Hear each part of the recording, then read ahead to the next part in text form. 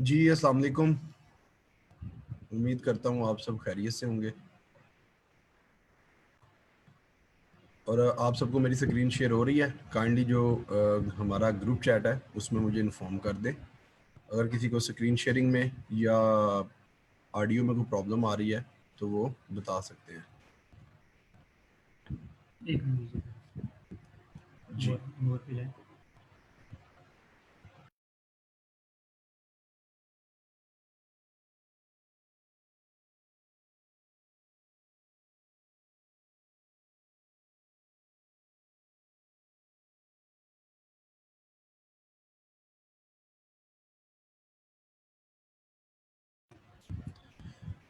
जी मेरा नाम असद शहजाद, मैं प्रिंसिपल सॉफ्टवेयर इंजीनियर हूँ और डॉट नेट एप्लीकेशंस के में ही हूँ। तो आज का जो हमारा टॉपिक है वो है financial and non financial application.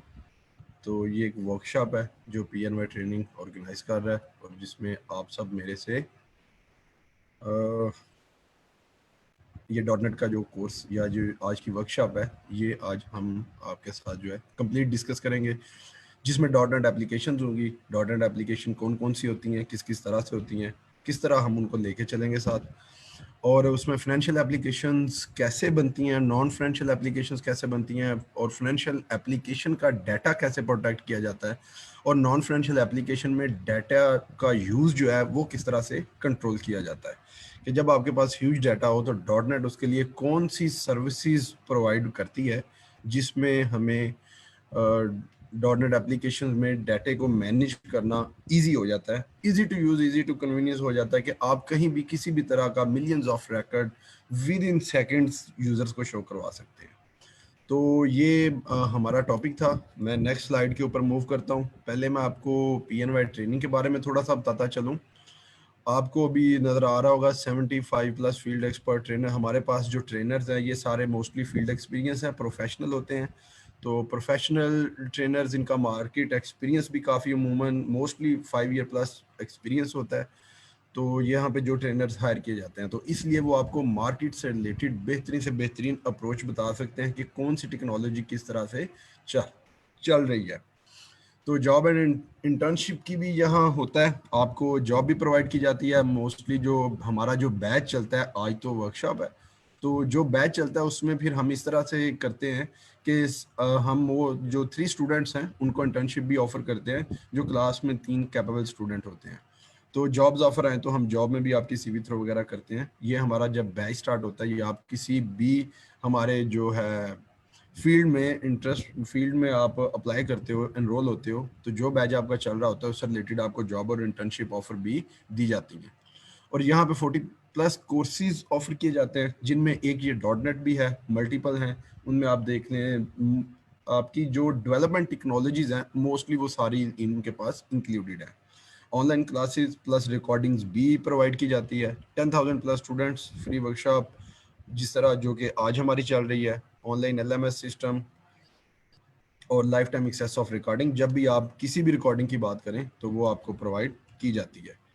मेरा नाम असद शहजाद और मैं प्रिंसिपल सॉफ्टवेयर इंजीनियर हूँ और मुझे इस फील्ड में 8 to 9 ईयर का वर्किंग एक्सपीरियंस है।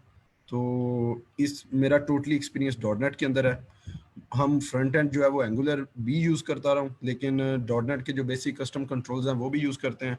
उसके अलावा entity framework, ADO dot net और जो भी सिंपल क्लासेस सारा कुछ जो आता है, ईच एंड एवरीथिंग नो हो आपको यहाँ पे आज इस वर्कशॉप के अंदर प्रोवाइड की जाएगी।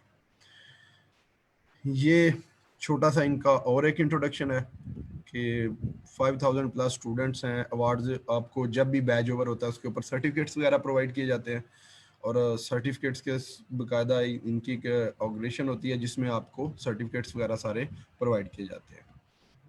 तो मैं अपने टॉपिक आउटकम्स के ऊपर आता हूँ, हाउ टू सेट गोल्स के ऊपर।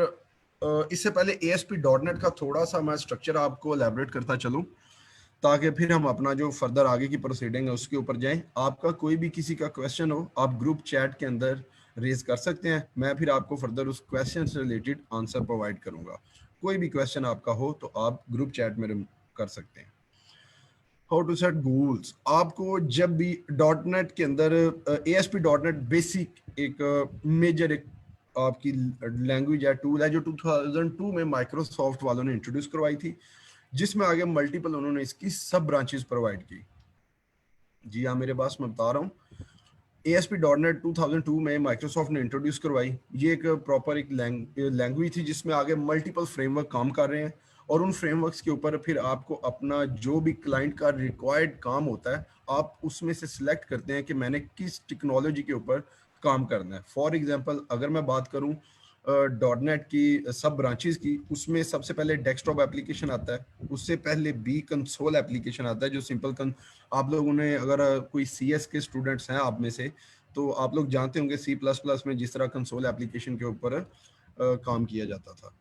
तो अभी यहाँ पे भी कंसोल एप्लीकेशंस बनती हैं। उसके बाद नेक्स्ट टर्मिनोलॉजी में आता है डेस्कटॉप एप्लीकेशन। डेस्कटॉप एप्लीकेशन एक्जीफाइल्स, जिस तरह से आपको एक छोटा सा सॉफ्टवेयर आप किसी कोई इन्वेंट्री सिस्टम बना सकते हैं, कोई ERP सिस्टम बना सकते हैं, एंटिटी रिसोर्स प्लानर, जिस तरह लाइब्रेरी मैनेजमेंट सिस्टम, इस तरह मल्टीपल जो चीज़ें हैं आप डेस्कटॉप एप्लीकेशन पर बना सकते हैं। कंसोल के बाद जो नेक्स्ट लेवल आता है वो आपका डेस्कटॉप एप्लीकेशंस का आता है, या WPF विंडो प्रेजेंट फाउंडेशन का आता है। अभी थोड़ी देर बाद मैं आपको स्क्रीन के ऊपर एक डेस्कटॉप एप्लीकेशन भी दिखाऊंगा, एक कंसोल एप्लीकेशन भी दिखाऊंगा, और एक MVC का प्रोजेक्ट भी बताऊंगा। तो जो डेस्कटॉप एप्लीकेशन है इसके बाद आ जाता है वेब फॉर्म्स। डेस्कटॉप फॉर्म्स जो विंडोज फॉर्म होते हैं और वेब फॉर्म्स, इनमें डिफरेंस ये आता है कि जो डेस्कटॉप एप्लीकेशन होती हैं इसके लिए आपके पास एक एक्जी यूजर को दी जाती है, यूजर उसको एग्जीक्यूट करता है, उसका सॉफ्टवेयर डेस्कटॉप सिस्टम चलना शुरू हो जाता है। लेकिन जब बात की जाती है विंडोज फॉर्म वेब फॉर्म्स की, तो वेब फॉर्म ब्राउजर बेस्ड हो जाते हैं, वो डेस्कटॉप बेस्ड नहीं रहते। वर्किंग उनकी ऑलमोस्ट डेस्कटॉप एप्लीकेशंस की तरह ही होती है। उनकी एक बैक एंड पे CS फाइल होती है। आपकी थ्रू आउट द ASP.NET जितनी भी बैकएंड जो आपकी CS फाइल्स होंगी उनमें एक ही तरह की कोडिंग होती है जो C# जिसे कहते हैं।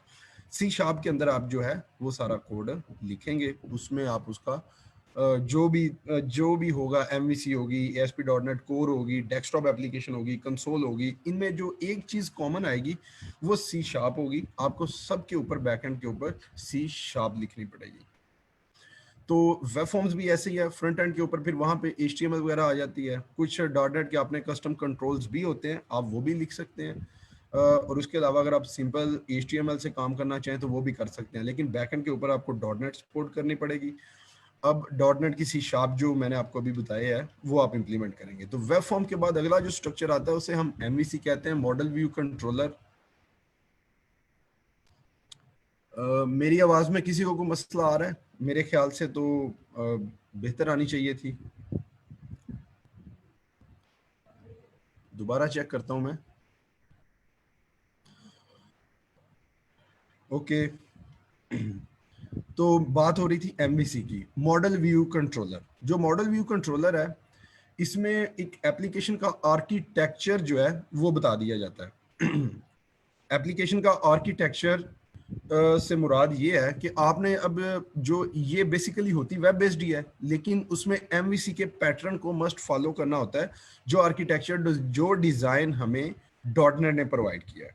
उस आर्किटेक्चर की अगर मैं बात करूं तो उसमें मॉडल, व्यू, कंट्रोलर तीनों आपस में लिंक होके एक एप्लीकेशन, एक वेब जो है वो क्रिएट करते हैं। तो आप डॉट नेट के अंदर एक चीज कॉमन देखेंगे कि जो भी नेम पड़ा हुआ है, लेट्स सपोज अगर कोई भी यहाँ पे वर्ड आता है कि ये वर्ड है, तो आप अगर उसके मीनिंग देखेंगे तो वही डॉट नेट में भी उसकी हिस्ट्री होगी। जिस तरह मॉडल ये डेटाबेस से लिंक भी होता है, इसमें आपकी जो मॉडल और कंट्रोलर है इनके अंदर आपकी बिजनेस लॉजिक कंटेन हो रही होती है। आप मॉडल में भी अपनी बिजनेस लॉजिक लिख सकते हैं, कंट्रोलर में भी लिख सकते हैं, और व्यू के अंदर आपने जो यूजर को इंटरफेस प्रोवाइड करना होता है वो आप लिख सकते हैं। तो जब यूजर को जो इंटरफेस प्रोवाइड करना होता है, यहाँ पे भी वही चीज आती है। आप सिंपल HTML भी यूज कर सकते हैं, आप यहाँ पे एंगुलर भी यूज कर सकते हैं, आप यहाँ पे डॉट नेट के कस्टम जो UI के कंट्रोल्स हैं, यूजर इंटरफेसिस के जो कंट्रोल हैं, आप उनको भी दिखा सकते हैं। तो जब यहाँ पे व्यूज के अंदर, फिर व्यू के अंदर डिफरेंस क्या आता है, जब ये 3-4 चीजें प्रोवाइड की जाती हैं तो हम व्यू में फिर हमें कैसे चूज करना पड़ता है कि मैं यहाँ पे डॉट नेट के कस्टम कंट्रोल यूज करूंगा या HTML के करूंगा या एंगुलर के करूंगा, डिपेंड्स अपॉन डाटा कि आपका जो डाटा आ रहा है वो डाटा किस तरह से आ रहा है, डाटा कितने चंक्स में आ रहा है, किस तरह का डाटा है। अगर वो मिलियंस ऑफ रिकॉर्ड हैं तो डॉट नेट के जो कस्टम कंट्रोल्स हैं वो भी उसको सीक्वेंस में ला के या सीरियलाइज करके वो यूज कर लेते हैं। फिर HTML सबसे लाइट वेट आती है, उससे ऊपर एंगुलर आ जाती है। अगर आप एंगुलर का फ्रंट एंड यूज करते हैं तो वो तो सबसे ज्यादा लाइट वेट होता है। तो आपको वहां पे कोई डिफिकल्टी किसी किस्म की फेस नहीं करनी पड़ती, डाटा जितना मर्जी हो वहां पे इजीली शो हो जाता है। और सबसे बड़ी बात, यूजर रिस्पॉन्सिव होता है। आप अगर डाटा जब एक्सीड करता है 1000 रिकॉर्ड, 10,000 रिकॉर्ड, 1 मिलियन से एक्सीड करता है, तो फिर वहां पे पेज बहुत ज्यादा मेमोरी कंज्यूम करना शुरू हो जाता है। तो जब आप फ्रंट एंड जितना लाइट वेट रखेंगे, उसका जितना डाटा आएगा वो यूजर के लिए कन्वीनियंट होगा, वो उसमें से देख सकता है, सर्च कर सकता है, कोई ऑपरेशन परफॉर्म कर सकता है। उसके लिए जो है वो बेहतर ऑप्शन है कि आप उसमें से काम शाम कर सकें। अभी जो मैं आपको बता रहा था MVC मॉडल और कंट्रोलर का, मैंने आपको बताया। आप मॉडल और कंट्रोलर के अंदर फिर इस तरह से है कि आपको अपनी बिजनेस लॉजिक कंटेन करनी पड़ती है, किस तरह से काम करेंगे, क्या उसमें आपने डाटा कैसे कंटेन करना है, डाटा आगे कैसे पास करना है, क्या क्या टेक्नोलॉजी उसके साथ साथ यूज़ करनी है, क्या टर्म्स यूज़ करनी है, व्यू डैट, व्यू बैग, इस तरह व्यू डाटा जो भी चीज़ें हैं वो सारी ऐड की जाती हैं। तो ये कंट्रोलर और मॉडल डिसाइड करते हैं। फिर उसमें गेट एंड पोस्ट के मेथड्स आते हैं, फिर आपने सर्वर साइड रिक्वेस्ट कहाँ से भेजनी है, गेट किस में करनी है, उसके ऊपर कौन कौन से क्रूड ऑपरेशन परफॉर्म करने हैं। तो ये सारी चीज़ें इसमें आती हैं जो MVC का स्ट्रक्चर है जो मैं आपको बता रहा था। उसके बाद हम जो एक और चीज़ है उसके अंदर आता है वेब APIs आती हैं और वेब सर्विसेज आती हैं। वेब सर्विसेज XML फॉर्म में होती हैं, एक्सटेंसिबल मार्कअप लैंग्वेज भी उसे कहा जाता है। तो XML फॉर्मेट के अंदर फिर ये होता है कि आप किसी भी इनका डॉट नेट का एक बिल्ट इन कंपोनेंट है जिसे हम CLS कहते हैं, कॉमन लैंग्वेज स्पेसिफिकेशंस। जब कॉमन लैंग्वेज स्पेसिफिकेशंस की बात की जाती है तो वहां पे एक चीज बड़ी क्लियर होती है कि डॉट नेट ने अपने पास एक ऐसा मेजर पैटर्न भी रखा हुआ है जिसके थ्रू आप किसी भी लैंग्वेज के साथ कम्युनिकेट कर सकते हैं, उससे रिजल्ट सेट ले सकते हैं। लेट्स सपोज आपने एक पोर्टल आपने बनाया हुआ है जो एक इन्वेंट्री सिस्टम है और साथ एक ह्यूमन रिसोर्स पोर्टल है, आप उसको भी डील करना चाहते हैं, तो आप उसकी दूसरे सिस्टम, आप यहाँ से उसकी रिक्वेस्ट वगैरह जनरेट करेंगे, तो दूसरे सिस्टम्स का वेब रिक्वेस्ट के अंदर डाटा गेट होगा और वो आप अपने पास यूज कर सकते हैं। इस तरह वेब सर्विसेज के मल्टीपल यूज हैं। तो जो इस तरह वेब सर्विसेज हैं वो डाटा के ट्रैवलिंग के लिए यूज होती हैं, ताकि आप किसी भी और टूल में, किसी और टेक्नोलॉजी में काम कर रहे हैं, आपको डाटा ट्रैवलिंग इजी रहे। उसके बाद आती है web APIs, web application programming interface. तो वेब APIs और वेब सर्विसेज, ये वेब सर्विसेज की तरह ही बिहेव करता है, लेकिन जब बात आती है कि APIs की एप्लीकेशन प्रोग्रामिंग इंटरफेस, तो ये अपने साथ एक इंटरफेस भी कैरी कर रहा होता है।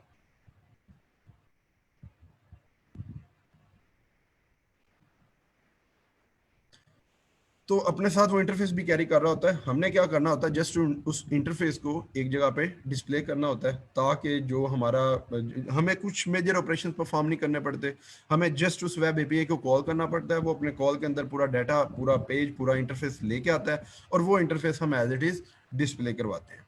हमारा यहाँ पे बैच 2 मंथ्स का होता है, उसमें 16 क्लासेस होती हैं। 16 क्लासेस के अंदर हम स्क्रैच से लेके आपको एक प्रॉपर डेवलपमेंट, एक desktop plus web plus MVC, इनकी डेवलपमेंट सिखाते हैं और आपको हम यहाँ तक काबिल करेंगे कि आप लोगों के पास आप एप्लीकेशन खुद से डिज़ाइन करना और उसको क्लाइंट के पास डिप्लॉय करना भी आपको अंडरस्टैंड हो जाएगा।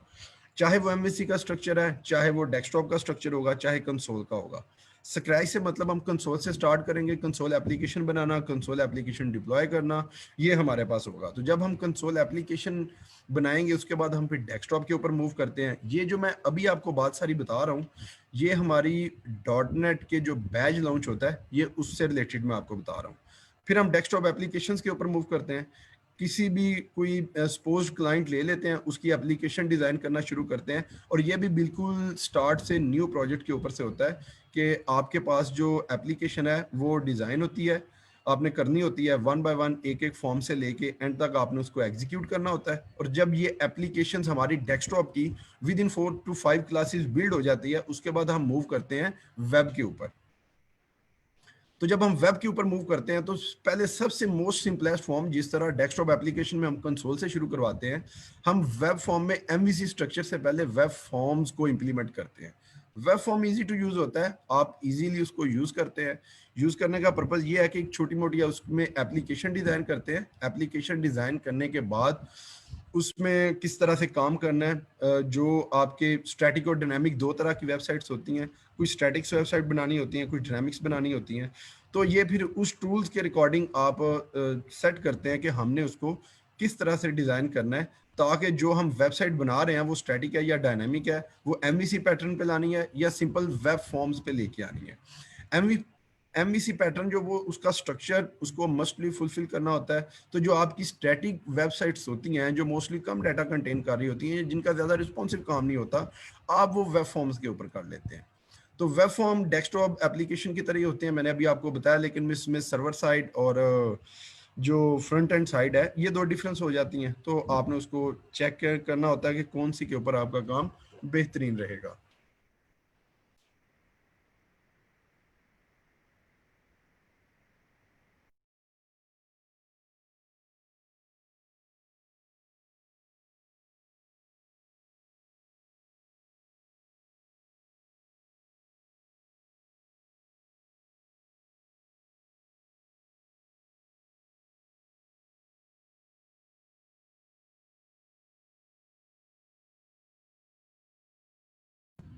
जी, अभी तक जो भी हमने डिस्कस किया, आपका किसी का भी इससे रिलेटेड कोई कंसर्न, कोई क्वेश्चन है तो वो रेज कर सकते हैं, ताकि मैं इसको फर्दर फिर आगे लेके चलूं।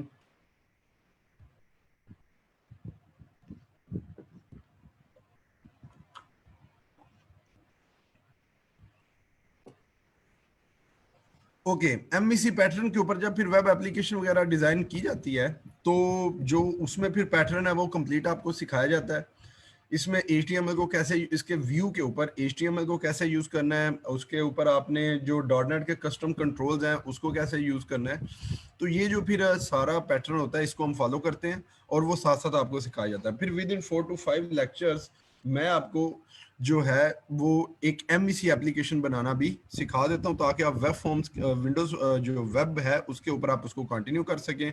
और सिर्फ हम एप्लीकेशंस को सिखाते ही नहीं, बल्कि उसके साथ साथ आपको क्लाइंट साइड के पास डिप्लॉयमेंट, उसकी लोकल होस्ट पर डिप्लॉयमेंट, उसकी किसी होस्टिंग पैनल के ऊपर डिप्लॉयमेंट, ये सारी चीज़ें, और उसमें जो वेब एपीआईज काम कर रही होती हैं और उसके साथ साथ जो वेब एपीआई, वेब सर्विसेज काम कर रही होती हैं, उसका भी सारा आपको पैटर्न सिखाया जाता है कि आपने अपनी जो एमवीसी है उसमें पैटर्न में किसी क्लाइंट के पास डिप्लॉय कैसे करनी है। एक चीज और थी जो डिस्कस करना जरूरी था, उसमें ये चीज आती है कि आप इसके साथ साथ हम डेटाबेस की कनेक्टिविटी की भी बात करते हैं। डेस्कटॉप एप्लीकेशन से लेके एमवीसी पैटर्न तक, वेब फॉर्म्स इंक्लूडेड, हम बैकएंड पे जो डेटाबेस यूज करते हैं वो माइक्रोसॉफ्ट सीक्वल सर्वर जो डीबी है उसको यूज करते हैं। ये जो सर्वर है इसके ऊपर हम डेटाबेस क्रिएट करते हैं और हमारी डेटाबेस की कम्युनिकेशन हमारी एप्लीकेशंस के साथ दो तरह से होती है। एक मॉडल के थ्रू होती है, एक एडीओ डॉट नेट के, एडीओ डॉट नेट जो एंटिटी फ्रेमवर्क है उसके थ्रू होती है, और एक एडीओ डॉट नेट से होती है। तो जो एप्लीकेशंस हैं, किसी का कोई क्वेश्चन हो तो वो रेज कर सकता है ग्रुप चैट के अंदर, तो मैं उसको एलैबोरेट करूंगा।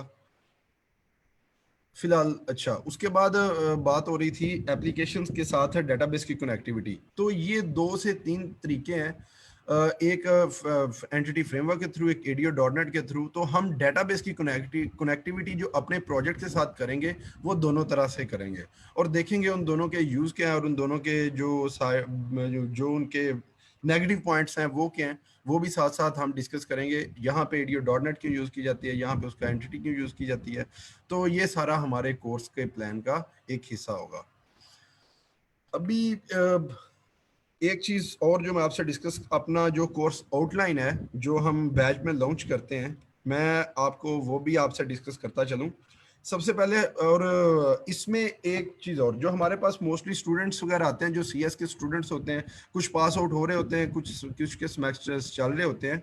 तो इसमें हमने जो सी शार्प का इंट्रोडक्शन है, उसमें हम जो उसकी बेसिक्स की चीज़ें हैं कि आपका जो CLR है, कॉमन लैंग्वेज रन टाइम है, वो कैसे वर्क करता है, हम कॉमन लैंग्वेज रन टाइम का यूज़ कैसे अपने पास कर सकते हैं, और ये वर्क कैसे करता है, इसका बिहेवियर क्या है, सी शार्प में उसका जो है ज़रूरी एलिमेंट वो क्या है। उसके बाद JIT just in time compiler क्या होता है। ये वो क्वेश्चन है जो इंटरव्यू से रिलेटेड होते हैं।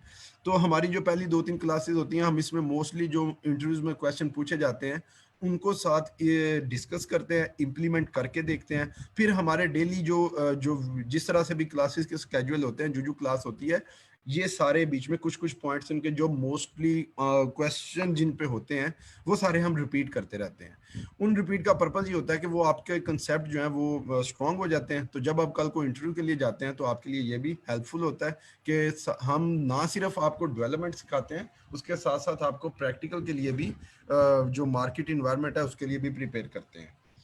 तो इसमें जो बेसिक्स में आता है उसमें JIT आता है, और साथ उसमें प्रिमिटिव उसकी टाइप्स आती हैं, स्टेटमेंट्स आती हैं, एक्सप्रेशंस क्या होते हैं, ऑपरेटर्स कैसे यूज़ किए जाते हैं, लूप्स क्या होते हैं, कंडीशनल स्टेटमेंट्स, ये और ये सारा जो है इसको हम साथ साथ करके एक एक चीज़ स्क्रैच से करते हैं, ताकि कुछ स्टूडेंट्स होते हैं जो ऑलरेडी एक्सपीरियंस्ड होते हैं और कुछ बिल्कुल फ्रेश होते हैं जिन्हें चीज़ों की हॉ नो नहीं होती।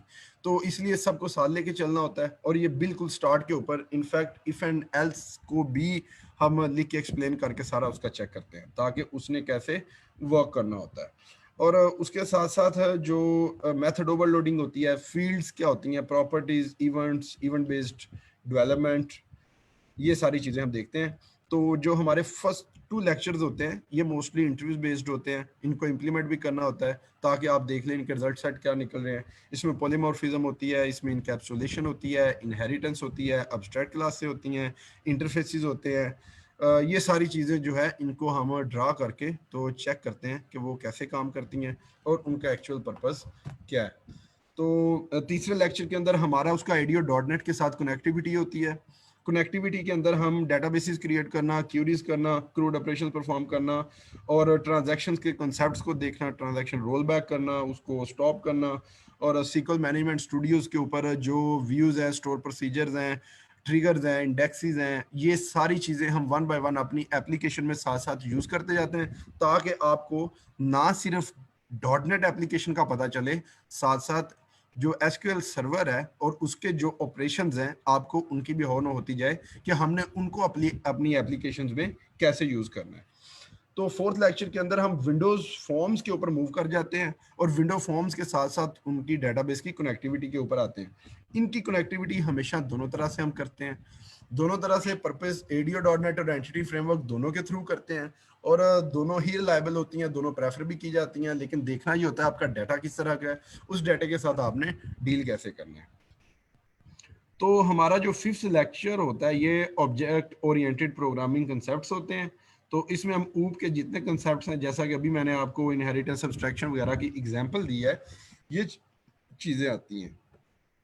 तो हम इसमें आपको जो हम एक बेसिक्स का एक चीज़ आती है ER डायग्राम। आप जो कंप्यूटर साइंस के स्टूडेंट हैं, आप लोगों ने अपने FYP जो फाइनल ईयर प्रोजेक्ट्स होते हैं उसमें mostly ER diagram, entity relationship diagram जो होती हैं ये भी डिज़ाइन की होंगी, उसमें भी काम किया होगा। हम उसका कंसेप्ट और उसको कैसे यूज़ करना है और डॉट नेट खुद से उनको कैसे बना के दिखाता है वो भी हम आपको दिखाएंगे। तो हम डिज़ाइंस को एक्सप्लोर करना हमारा 7th लेक्चर होगा, जिसके अंदर हम HTML टैग्स को, एट्रीब्यूट्स को, CSS को, बूटस्ट्रैप को, जावास्क्रिप्ट, जेक्यूरी और डॉम एप्लिक डॉक्यूमेंट ऑब्जेक्ट मॉडल जो होते हैं, और फ्रंट एंड प्रोग्रामिंग, ये सारी हम करके तो उसमें ये सारी चीज़ों को इम्प्लीमेंट करके देखते हैं। अभी मैंने आपको जितना कुछ बताया इसमें कंफ्यूज शायद थोड़ा एक कुछ लोग आप लोग हुए हों। उसकी वजह यह है कि यूनिवर्सिटी के 4 ईयर्स के अंदर आप लोगों के पास इतना टाइम होता है, लेकिन फिर भी आपके पास लैंग्वेजेस के ऊपर ग्रिप नहीं आती।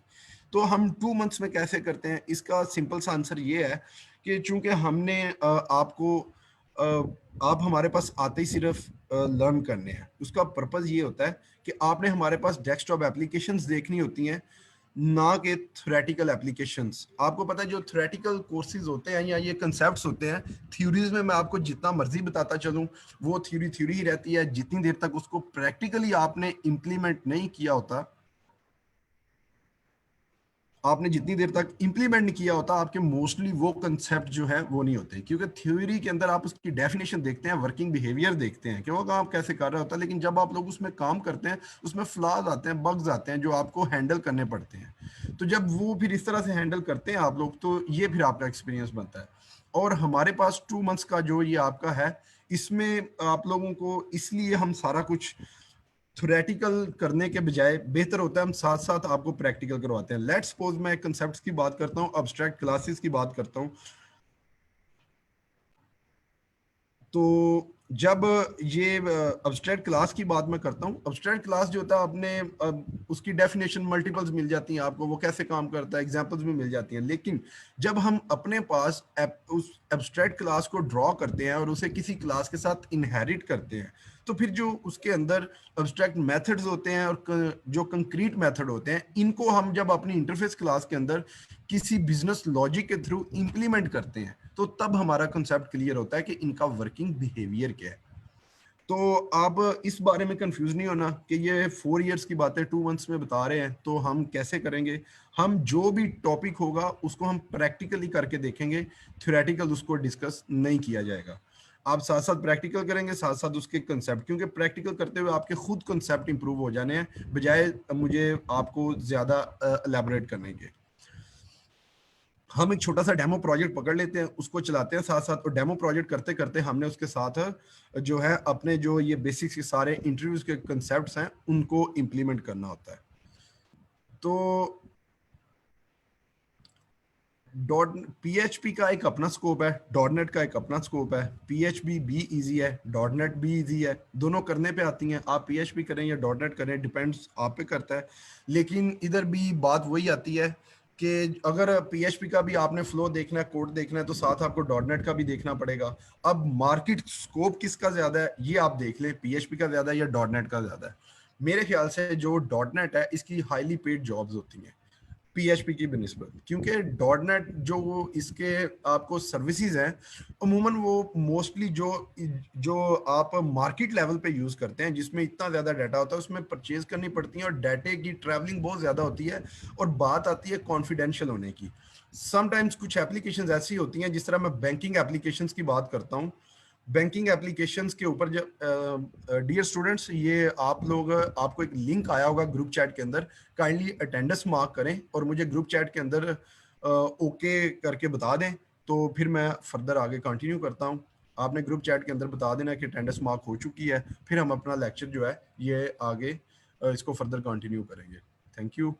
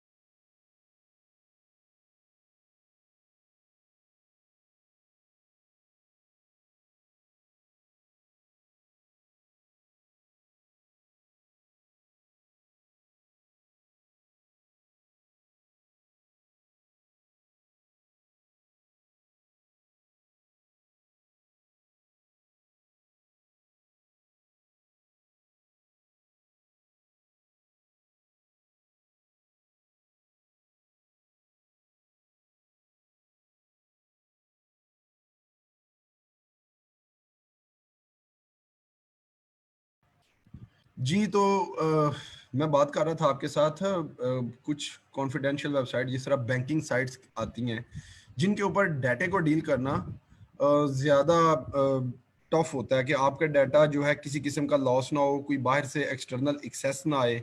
जो इस तरह का फिर डाटा कॉन्फिडेंशियल आता है, मैं पीएचपी की निस्बत बात कर रहा हूँ, तो वो फिर यहाँ पे जिस तरह आईएएस जो इंटरनेट इंफॉर्मेशन सर्विस प्रोवाइडर है, उसकी सर्च है, उसमें जो काम शाम है, तो वो फिर आपकी जो और इसके पर्सनल भी जो इसके कंट्रोल्स हैं, जो आपके वैलिडेशन कंट्रोल्स आते हैं, जो आपके लॉगिन कंट्रोल्स आते हैं, उनकी मैं बात कर रहा हूँ। वो यहाँ पे इतनी सिक्योरिटी प्रोवाइड करते हैं कि आपका जो एनोनिमस यूजर है या वो यूजर जो जिसको आपने अलाउ नहीं किया हुआ, कोई डिफरेंट आईपी से आ रहा है, तो उनको आप जो है वहाँ पे आपको स्टॉप कर सकते हैं, ताकि आपके जो है वेब है जो आप बना रहे हैं उसके अंदर कोई भी किसी किस्म का कोई यूजर आके इंटरफेरेंस ना कर सके, आपके स्ट्रक्चर को डिस्टर्ब ना कर सके। तो जब ये चीज आती है आपकी वेब एप्लीकेशन, आपकी जो वेब एप्लीकेशंस हैं, उसको फिर मोर इम्प्रूव करने के लिए, उसमें डाटा को जो डील करने के लिए और उसमें हर किस्म की रिक्वेस्ट को सेव करने के लिए, फिर हम इस तरह इस चीज़ के ऊपर काम करते हैं, ताकि किसी किस्म का हमारे जो वेबसाइट्स हैं वो डिस्टर्ब ना हो, कोई यूज़र उनको हैक ना कर सके। तो ये भी डिपेंड करता है आप किस लेवल की उसमें प्राइवेसी और किस तरह का उसको लेके चलते हैं। तो ये सारी चीज़ें जो हैं ये हमने खुद डिज़ाइन करनी होती हैं। अभी तक जो मैंने आपको जितनी भी चीज़ें आपसे डिस्कस की हैं, इनमें से किसी किस्म का किसी के पास कोई क्वेश्चन हो तो आप ग्रुप चैट के अंदर रेज कर सकते हैं, मैं आपको उनका आंसर प्रोवाइड करूंगा। तो ये सारी चीजें जो है ये 2 मंथ कोर्स के अंदर हम इस तरह वन बाय वन करके एक्सप्लेन करते हैं, ताकि किसी किस्म का मसला ना क्रिएट हो। आपको वेब एप्लीकेशन भी बनानी आ जाए, डेस्कटॉप एप्लीकेशन भी बनानी आ जाए, वेब फॉर्म्स भी आ जाए और कंसोल एप्लीकेशन भी, और उनकी क्लाइंट साइड के पास जो डिप्लॉयमेंट है वो भी आ जाए कि आपने क्लाइंट के पास उनको कैसे डिप्लॉय करना है, और वहाँ पे कौन कौन से कंपोनेंट्स का रिक्वायर्ड होना ज़रूरी है, जो आप जाते ही जो रिक्वायर्ड है, जिन्हें आप जाते आपको उधर इंस्टॉल वगैरह करके किस तरह अपनी एप्लीकेशन को इंस्टॉल करना होता है और किस तरह उनको एग्जीक्यूट करना होता है, और हम यूज़र इंटरफेस किस तरह बेहतर से बेहतर कर सकते हैं ताकि जो हमारा क्लाइंट है उसको यूज़र रिस्पॉन्सिव वगैरह शो हो। तो अभी मैंने आपके साथ डिस्कस किया था फ्रंट एंड डिज़ाइन तक का, जिसमें मैंने आपको जावास्क्रिप्ट, सीएसएस, बूटस्ट्रैप सारा कुछ बताया था। उसके बाद जो एएसपी डॉट नेट का स्ट्रक्चर्स वगैरह में एमवीसी आती है, हम एमवीसी 9th लेक्चर में क्लियर करना स्टार्ट करेंगे एमवीसी, और 10th के अंदर हम उसके साथ कॉन्फ़िगरेशंस जो होती है सारी, डेटाबेस की कॉन्फ़िगरेशन उसको किस तरह से करना है, क्योंकि मेजर इशू ये होता है कि जो क्लाइंट का सर्वर नेम होता है वो डिफरेंट होता है, जो आपने अपनी एप्लीकेशन में सर्वर बनाया होता है वो डिफरेंट होता है, उसको हम जो वेब कॉन्फ़िगरेशन की फाइल है उसमें कॉन्फ़िगर कैसे करना होता है, साथ ही ASP.NET MVC की एप्लीकेशन बनानी कैसे है, उसमें मॉडल कैसे ऐड करने हैं, डाटा एनोटेशंस कैसे वर्क करते हैं, रिलेशन मॉडल्स और डाटा के साथ कैसे क्रिएट करना है, ये सारा काम जो है ये हम अपने 10th लेक्चर में देखते हैं। फिर एंटिटी फ्रेमवर्क के ऊपर आते हैं। एंटिटी फ्रेमवर्क क्या होता है, किस तरह से उसकी टाइप्स हैं, कोड फर्स्ट अप्रोच क्या होती है, डेटाबेस फर्स्ट अप्रोच क्या होती है, और जो डाटा माइग्रेशंस है वो कैसे पॉसिबल होता है।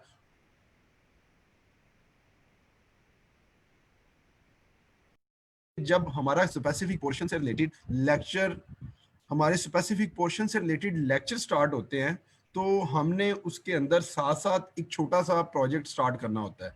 लेट्स सपोज मैं एग्जांपल देता हूँ डेस्कटॉप एप्लीकेशन की, जिस दिन हमने उसकी हॉर्नो स्टार्ट करनी है, हमने एक डेमो प्रोजेक्ट साथ स्टार्ट कर देना होता है बिल्कुल स्क्रैच से। हमने फिर उसको डेटाबेस की कनेक्टिविटी, हम उसको कैसे कनेक्ट करते हैं, कैसे आगे लेके चलना है, और उसमें उसको प्रॉपर एक ईआरपी सिस्टम मीन एंटिटी जो रिसोर्स प्लानर है, हमने वो एक पूरा ईआरपी सिस्टम अपने डेटाबेस कनेक्टिविटी तक क्रिएट कर देना होता है। और जिस दिन उसका उस स्पेसिफिक टेक्नोलॉजी का लास्ट लेक्चर होता है, हम उस दिन उस प्रोजेक्ट को वाइंड अप करते हैं, ताकि हमें पता चल जाए कि हमारा प्रोजेक्ट कहाँ तक पहुंचा, उसमें रिपोर्ट्स जनरेट करना, क्रिस्टल रिपोर्टिंग के ऊपर काम करना, ये सारी चीज़ें हमारे प्रोजेक्ट का पार्ट होती हैं। तो जब आप डेस्कटॉप एप्लीकेशन क्लियर होती हैं तो उसके साथ साथ उसका प्रोजेक्ट भी एंड होता है, फिर नेक्स्ट प्रोजेक्ट स्टार्ट होता है एमवीसी का, जो मेजर मेन आजकल मार्केट में इन है। कोर और एमवीसी ये दोनों इन है, इन दोनों के ऊपर काम हो रहा है। तो फिर हम एमवीसी का भी ऐसे ही बिल्कुल स्क्रैच से स्टार्ट करते हैं। एमवीसी का बिल्कुल ऐसे ही स्टार्ट करते हैं। तो उसमें फिर हमने जो है साथ एक डेमो प्रोजेक्ट लेके चलना होता है। उसमें भी फिर कॉन्फ़िगरेशन करना, डेटाबेस को कनेक्ट करना, डॉट नेट के थ्रू, एंटिटी फ्रेमवर्क के थ्रू मूव आना, और एडीओ डॉट नेट के थ्रू, ये सारे काम जो हैं फिर एमवीसी के भी स्टार्ट हो जाते हैं। और जब ये फिर हमारा 15th लेक्चर होता है तो उसमें हम फिर जो एमवीसी का एक कंप्लीट प्रोजेक्ट होता है उसको डिजाइन कर चुके होते हैं। तो जो एमवीसी का कंप्लीट प्रोजेक्ट जब डिजाइन हो जाता है तो फिर उसकी पब्लिश बनाना, बिल्ड बनाना, क्लाइंट के लिए रेडी करना, उसके पास डिप्लॉय करना। एक से हम डिफरेंट जो आपस में स्टूडेंट्स होते हैं, इनके डिफरेंट आपस में उनके वो करवाते हैं कि आप ये एक से दूसरे सिस्टम में अपना अपना सेटअप चला के चेक करें कि सॉफ्टवेयर की इंस्टॉलेशन दूसरे सिस्टम्स में कैसे होती है। फिर जितने भी सिस्टम्स हैं उनको नेटवर्क के ऊपर लेके आते हैं। नेटवर्क बना के आईएएस जो इंटरनेट इंफॉर्मेशन सर्विस प्रोवाइडर है, उसके थ्रू हम पब्लिश को उसके साथ लिंक करते हैं। जब उनकी पब्लिश के साथ उनको लिंक किया जाता है तो फिर हमें उसका एक आईपी गेट हो जाता है जिसके थ्रू हम उस एप्लीकेशन को एक्सेस करते हैं। मैं एग्जांपल इसकी देता हूं।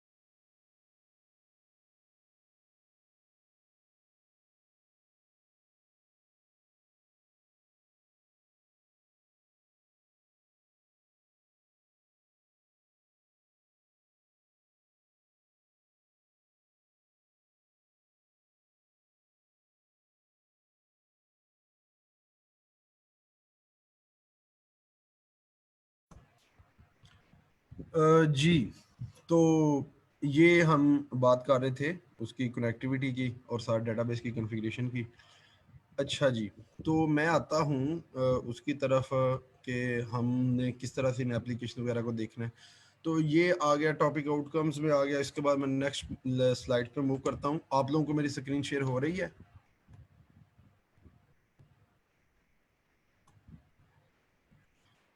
जी, इसमें सबसे पहले जो चीज़ आती है वो रिक्वायरमेंट गैदरिंग आती है। आपने रिक्वायरमेंट गैदर करनी, आपने जो भी क्लाइंट की रिक्वायरमेंट होती है उनको देखना होता है। उसके बाद जो हमारा नेक्स्ट काम होता है उसमें हम देखते हैं कि एनालिसिस करते हैं, इसके लिए टूल कौन सा यूज़ करना है, इसके लिए टेक्नोलॉजी कौन सी यूज़ करनी है, किस तरह से उसमें काम करना है।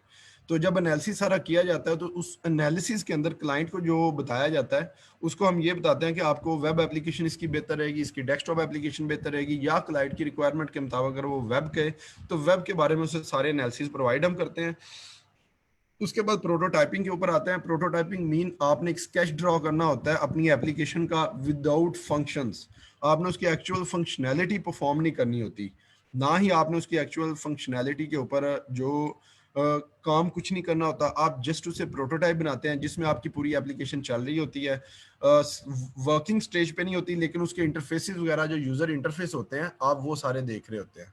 तो जब आप यूजर इंटरफेस वगैरह सारा कुछ देख रहे होते हैं वो फिर आपको बताते हैं कि हमें ये व्यू नहीं, क्योंकि क्लाइंट को बेसिक कंसर्न होता है आपके व्यूज के साथ, जिसके साथ उसने टैकल करना है। उसे बैक एंड चीजों की हॉर्न ऑन नहीं होती, क्योंकि बैक एंड की चीजें उसके लिए कोई मैटर नहीं करती कि बैक एंड उसने किस तरह से चलाना है। तो उसको तो फ्रंट एंड से कंसर्न होता है। तो जब आप इस तरह से उसको प्रोटोटाइपिंग पास करते हैं तो प्रोटोटाइप में फिर वो आपको बताते हैं कि ये इस तरह से कर दो, ये इस तरह से कर दो। और नेक्स्ट स्टेज आती है प्रोजेक्ट कंप्लीशन। फिर आप उसकी प्रोटोटाइप ओके के ऊपर प्रोजेक्ट की कंप्लीशन करते हैं। प्रोजेक्ट स्टार्ट हो जाता है, प्रोजेक्ट कंप्लीट करते हैं। प्रोजेक्ट कंप्लीट करने के बाद वो टेस्टिंग फेज में से गुजरता है। टेस्टिंग फेज के बाद आप क्लाइंट के पास डिप्लॉय कर देते हैं। चाहे ये एक डेस्कटॉप एप्लीकेशन है, चाहे ये एक वेब बेस्ड एप्लीकेशन है, स्ट्रक्चर सबका ऑलमोस्ट सेम रहता है। बिल्ड ऑडियंस, सबसे जो हमारा मेजर कंसर्न होता है, सबसे जो मेजर कंसर्न होता है वो होता है हमने किस तरह मार्केट में जाके अपना कोई क्लाइंट जो है या ऑडियंस जो है वो बिल्ड करनी है, ताकि अगर हम किसी को इंटरफेस या काम ऐसा करके दें कि वो नेक्स्ट टाइम भी हमारे लिए वो कहे कि आप ये भी मेरा काम कर दो, ये भी कर दो। आपकी जो एप्लीकेशन का स्ट्रक्चर है या वो क्लाइंट की रिक्वायरमेंट को इस तरह से मीट कर रहा हो कि वो सबसे उसे बेहतर लगे। तो इसके लिए आपको मार्केट विजिट भी करना पड़ते हैं, क्योंकि आप जो पर्सनल या फ्रीलांसिंग के प्रोजेक्ट्स लेते हैं उसमें आपको रिक्वायरमेंट खुद गेट करनी पड़ती है। रिक्वायरमेंट गेट करने के बाद सॉफ्टवेयर वगैरह जो अभी मैंने स्ट्रक्चर बताया उस स्ट्रक्चर को फॉलो करते हुए आपने सारी एप्लीकेशंस, अभी मैं आपको एक छोटी सी डेस्कटॉप एप्लीकेशन भी दिखाऊंगा जो एक छोटा सा इन्वेंट्री सिस्टम होगा। उसमें काम कैसे हो रहा है, डिजाइन कैसे हुआ हुआ है, वो सारा आप लोगों ने देखना है कि आपको कैसे हम डेस्कटॉप एप्लीकेशन के ऊपर काम कैसे करते हैं। तो इसके लिए रिलेशंस हमने बिल्ड करने होते हैं। आप जिसके पास कोई सॉफ्टवेयर वगैरह इंप्लीमेंट करते हो, आपने उसके साथ इस तरह से रिलेशन या इस तरह से काम करके देना है कि नेक्स्ट टाइम भी वो उसके पास आपके पास ही आए। तो जो हर प्लेटफॉर्म, हर किस्म का जो भी जिस तरह से भी काम होता है वो पॉसिबल होता है, चाहे वो डेस्कटॉप है चाहे वो वेब बेस्ड है। हमें जब भी कोई एप्लीकेशन डिजाइन करनी है कोई बिजनेस प्लान के अगेंस्ट, लेट्स सपोज मैं किसी इन्वेंट्री सिस्टम की बात करता हूँ। अगर आपने किसी इन्वेंट्री सिस्टम्स के ऊपर जाना है, आपने सबसे पहले उसकी रिक्वायरमेंट लेनी है, वो स्टॉक को कैसे मेंटेन करना चाहता है। स्टॉक मेंटेन करने के बाद उसने स्टॉक की डीलिंग कैसे करनी है, फिर उससे प्रोडक्ट कैसे जनरेट होगी, उस प्रोडक्ट की सेल कैसे होगी। अब यूजर को उसमें से क्या कुछ चाहिए, उसे सेल हिस्ट्री भी चाहिए, उसे यूजर वाइज रिपोर्ट भी चाहिए, उसे कस्टमर वाइज रिपोर्ट भी चाहिए, उसे स्टॉक वाइज रिपोर्ट भी चाहिए, उसे प्रोडक्ट वाइज रिपोर्ट भी चाहिए।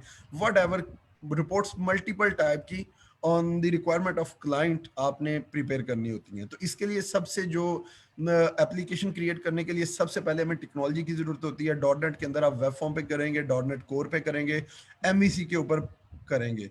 तो जब आप उसके ऊपर आते हैं तो उसके बाद आप टूल्स के ऊपर आते हैं। व्यू स्टूडियो है, लेटेस्ट वेरिएंट्स भी आ रहे हैं, तो आपने उनमें से कोई एक टूल सेलेक्ट करना होता है, फिर उसके साथ जो एसक्यूएल सर्वर है वो सिलेक्ट करना होता है।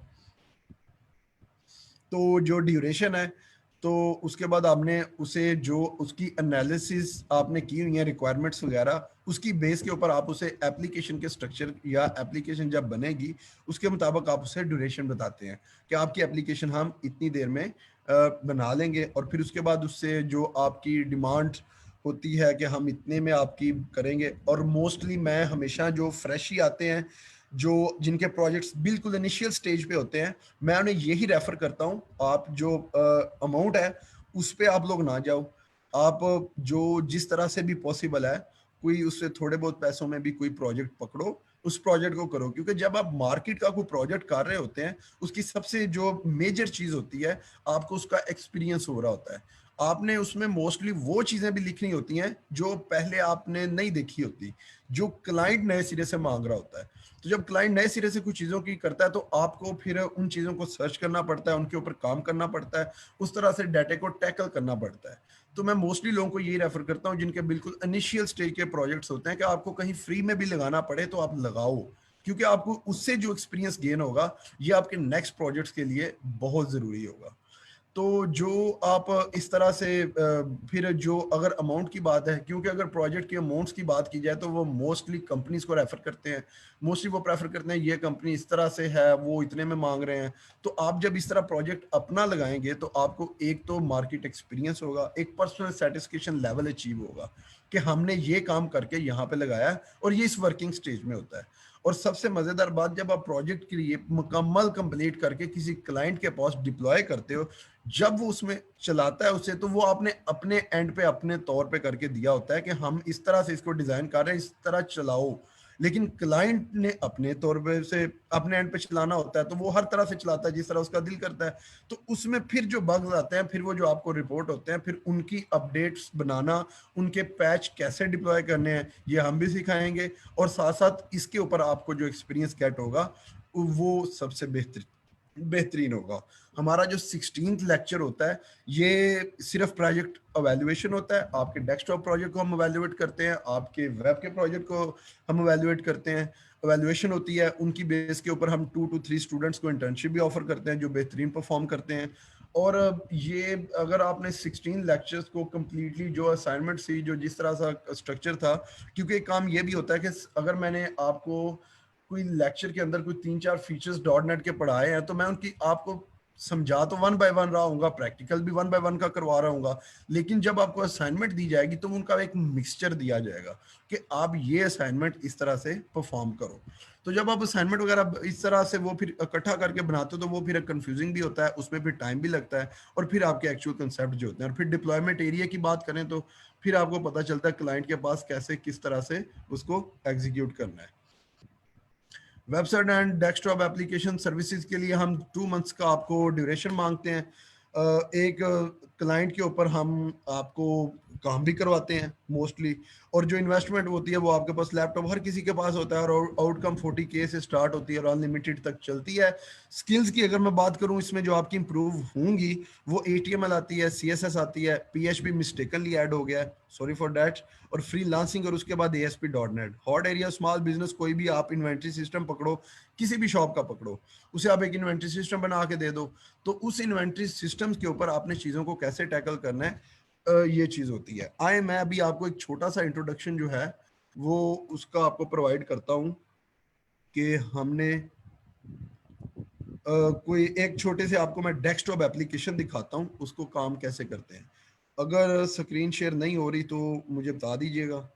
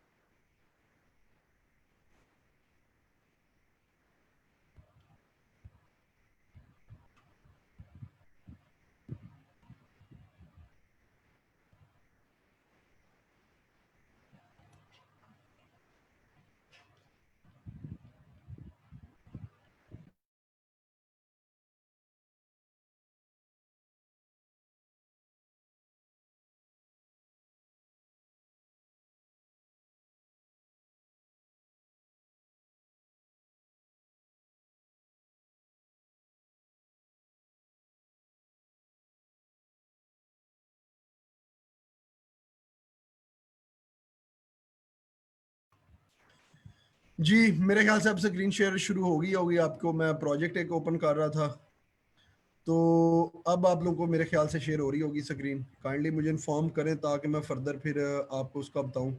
ओके, ये एक सिंपल एक डेस्कटॉप एप्लीकेशन है।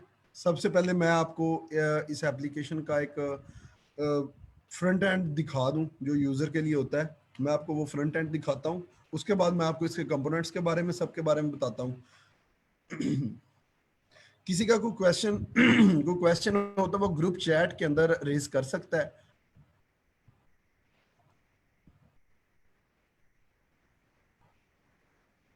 जी बिल्कुल, विंडो फॉर्म एप्लीकेशन है, इन सी शार्प है।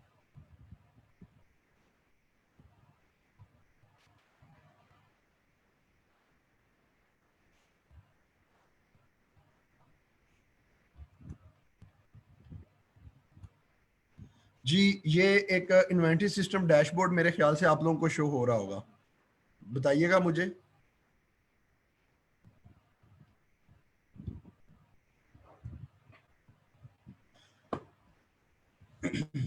ओके, ये एक इन्वेंटरी सिस्टम है। इसके ऊपर मैं आपको कुछ उसका दिखाता हूँ। ये एक डेस्कटॉप एप्लीकेशन है। इस डेस्कटॉप एप्लीकेशन के अंदर स्टॉक को मेंटेन किया गया हुआ है, सेल को मेंटेन किया गया हुआ है। अगर आप यहाँ पे देखें तो डिफरेंट आपको कंपोनेंट्स नजर आ रहे होंगे। अभी एनेबल्ड आपको लॉगिन ही नजर आएगा, क्योंकि अभी लॉगिन नहीं हुआ, इस वजह से बाकी सारे डिसेबल फॉर्मेट में है। यहाँ पे देखें स्टॉक मास्टर है, इसमें स्टॉक सारा मेंटेन किया जाता है। ये उसके बाद सेल का मॉड्यूल है। तो आप सेल के मॉड्यूल, ये मैं अभी वन बाय वन आपको मॉड्यूल भी बताता हूँ। पीएनएल कैलकुलेटर है, profit and loss calculator, manage customer है, उसके बाद सेटिंग्स में आता है एम्प्लॉय पोर्टल, डेली एक्सपेंस, और उसके बाद रिपोर्ट्स हैं। तो अभी इसमें सिंपल सिंपल काम आपको दिखाए हुए हैं जो कि आपको फर्दर बताएंगे कि ये भी आप पीछे बैकएंड पे जो देख रहे हैं ये भी एक विंडोज फॉर्म है, और उसके ऊपर एक छोटा सा विंडो फॉर्म, ये मैंने जो ये लॉक वाला आपको नजर आ रहा है लॉगिन वाला, ये उसके ऊपर छोटा सा फॉर्म डिजाइन किया गया है ताकि आपको इसका पता चले। ये दोनों विंडोज फॉर्म है जो एक दूसरे को कैरी कर रहे हैं। मैं यहाँ पे लॉगिन करता हूँ।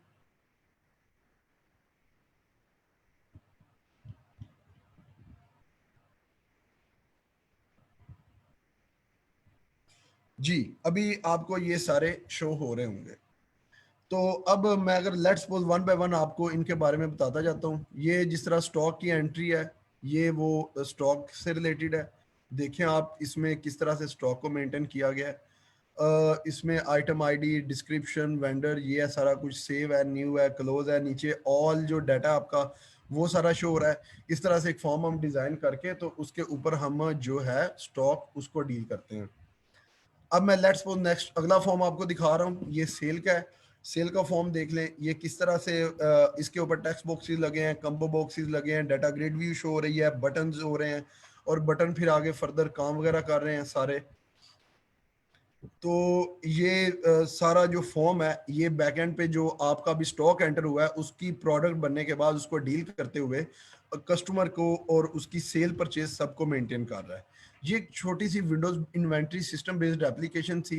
ये पीएनएल कैलकुलेटर जो प्रॉफिट एंड लॉस कैलकुलेट करता है। आगे मैं कस्टमर्स के ऊपर आता हूँ, ये कस्टमर्स को मैनेज कर रहा है। आप किस टाइप का बायर्स हैं, वेंडर्स हैं, यहाँ पे वो बनते हैं, इनकी आईडीज हैं। ये बैकएंड के ऊपर डेटाबेस के साथ, एंटिटी के साथ कनेक्ट है। इसकी वो सारी चीज़ें मैं अभी आपको दिखाता हूँ जो इसके कोड अप्रोच यूज़ की गई हुई है, वो भी आपको मैं शो करवाता हूँ। ये एम्प्लॉय पोर्टल है, ये अभी रहता है बनने वाला। उसके बाद डेली एक्सपेंस शीट है कि आपका डेली बेस पे किस तरह से कितना एक्सपेंस होता है, ये वो है। और ये आगे फर्दर रिपोर्ट्स हैं। आप कोई भी रिपोर्ट किसी भी तरह से रिट्रीव कर सकते हैं और मल्टीपल न्यू भी बना सकते हैं। तो इस तरह से एक छोटा सा ईआरपी किसी भी आप कह लें कोई भी प्रोजेक्ट किसी के लिए क्रिएट किया जा सकता है और उसके ऊपर आप फर्दर अपना काम कर सकते हैं। तो ये अब मैं आता हूँ इसकी कोडिंग के ऊपर। जी आपको स्क्रीन शो हो रही है व्यू स्टूडियो वाली, मुझे क्लियर करते हैं। अगर आपको व्यू स्टूडियो की स्क्रीन शो हो रही है तो बताएं, मैं फर्दर इसके कंपोनेंट्स को फिर एक्सप्लेन करना शुरू करूं।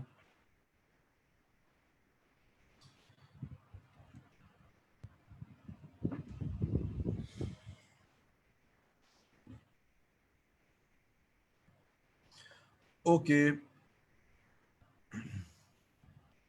अभी तक के लिए किसी का कोई क्वेश्चन है तो वो बता सकते हैं।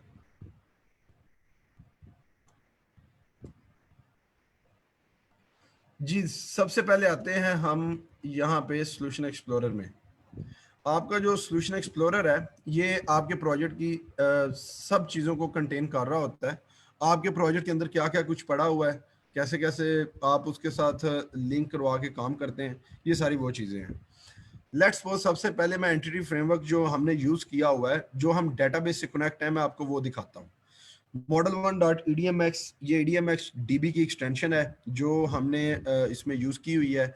ये देखें, ये आपके वो सारे टेबल हैं जो हमने डेटाबेस में बनाए थे और इनका कनेक्शन मेंटेन किया अपने इस प्रोजेक्ट के साथ, और इस प्रोजेक्ट में हमने आप खुद उनको यूज़ कर लिया है। तो ये जितना भी हमारे प्रोजेक्ट के जितने भी टेबल्स हैं, ये सारे इसमें ऐड हो जाते हैं। लेट्स सपोज मैं आपको जो छोटी सी इसकी एग्जांपल देता हूँ। अभी मैंने क्लिक किया अपडेट मॉडल फ्रॉम डेटाबेस, तो ये अब डेटाबेस के अंदर जितनी चीज़ें एग्जिस्ट कर रही होंगी, ये देखिए ये सारी वो मुझे बता देगा कि आपके इतने टेबल हैं। अभी तो इसमें सिर्फ 6 टेबल यूज हो रहे हैं, 6 टेबल के साथ डाटा डील हो रहा है। तो ये जो चीज़ है, ये फिर आप, ये एक्चुअली लिंक है डेटाबेस से। मैं आपको इसके बाद डेटाबेस भी दिखाता हूँ, उसमें किस तरह से टेबल्स और क्या कुछ पड़ा हुआ है।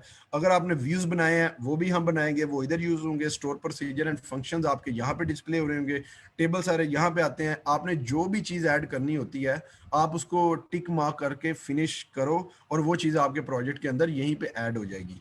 तो ये ऐसे ही बिहेव कर रहेगा जैसे डेटाबेस आपकी यहीं पे पड़ी है। आप वेयर की क्लॉजेस बनाओ, आप सिलेक्ट की क्लॉजेस बनाओ, आप ऑर्डर बाय करो, आप उनको सॉर्टिंग करो, जिस तरह से भी टेबल्स के ज्वाइन लगाने हैं लगाओ। फिर बजाय डेटाबेस में वो काम करने के, आप डायरेक्ट काम अपने इस प्रोजेक्ट के अंदर भी कर सकते हैं। तो ये अभी अब मैंने आपको मॉडल दिखाया। मॉडल के बाद अगर मैं यहाँ पे आऊँ तो इसकी मल्टीपल प्रोडक्ट्स हैं। जब भी कोई डेस्कटॉप एप्लीकेशन एग्जीक्यूट होती है, स्टार्ट होती है, तो वो हमेशा अपने सॉल्यूशन एक्सप्लोरर में आप एक फाइल देखेंगे प्रोग्राम डॉट सी एस के नाम से। तो डू नॉट रिकवर,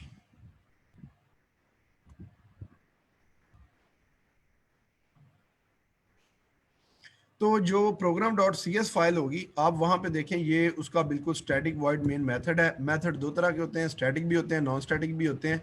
ये एक अलहदा चीज़ आती है, इसको हम बाद में डिस्कस करेंगे, बाद में मतलब कोर्स में डिस्कस करेंगे, क्योंकि अगर इनके कंसेप्ट के ऊपर गए तो फिर चीज़ें लंबी हो जाएंगी।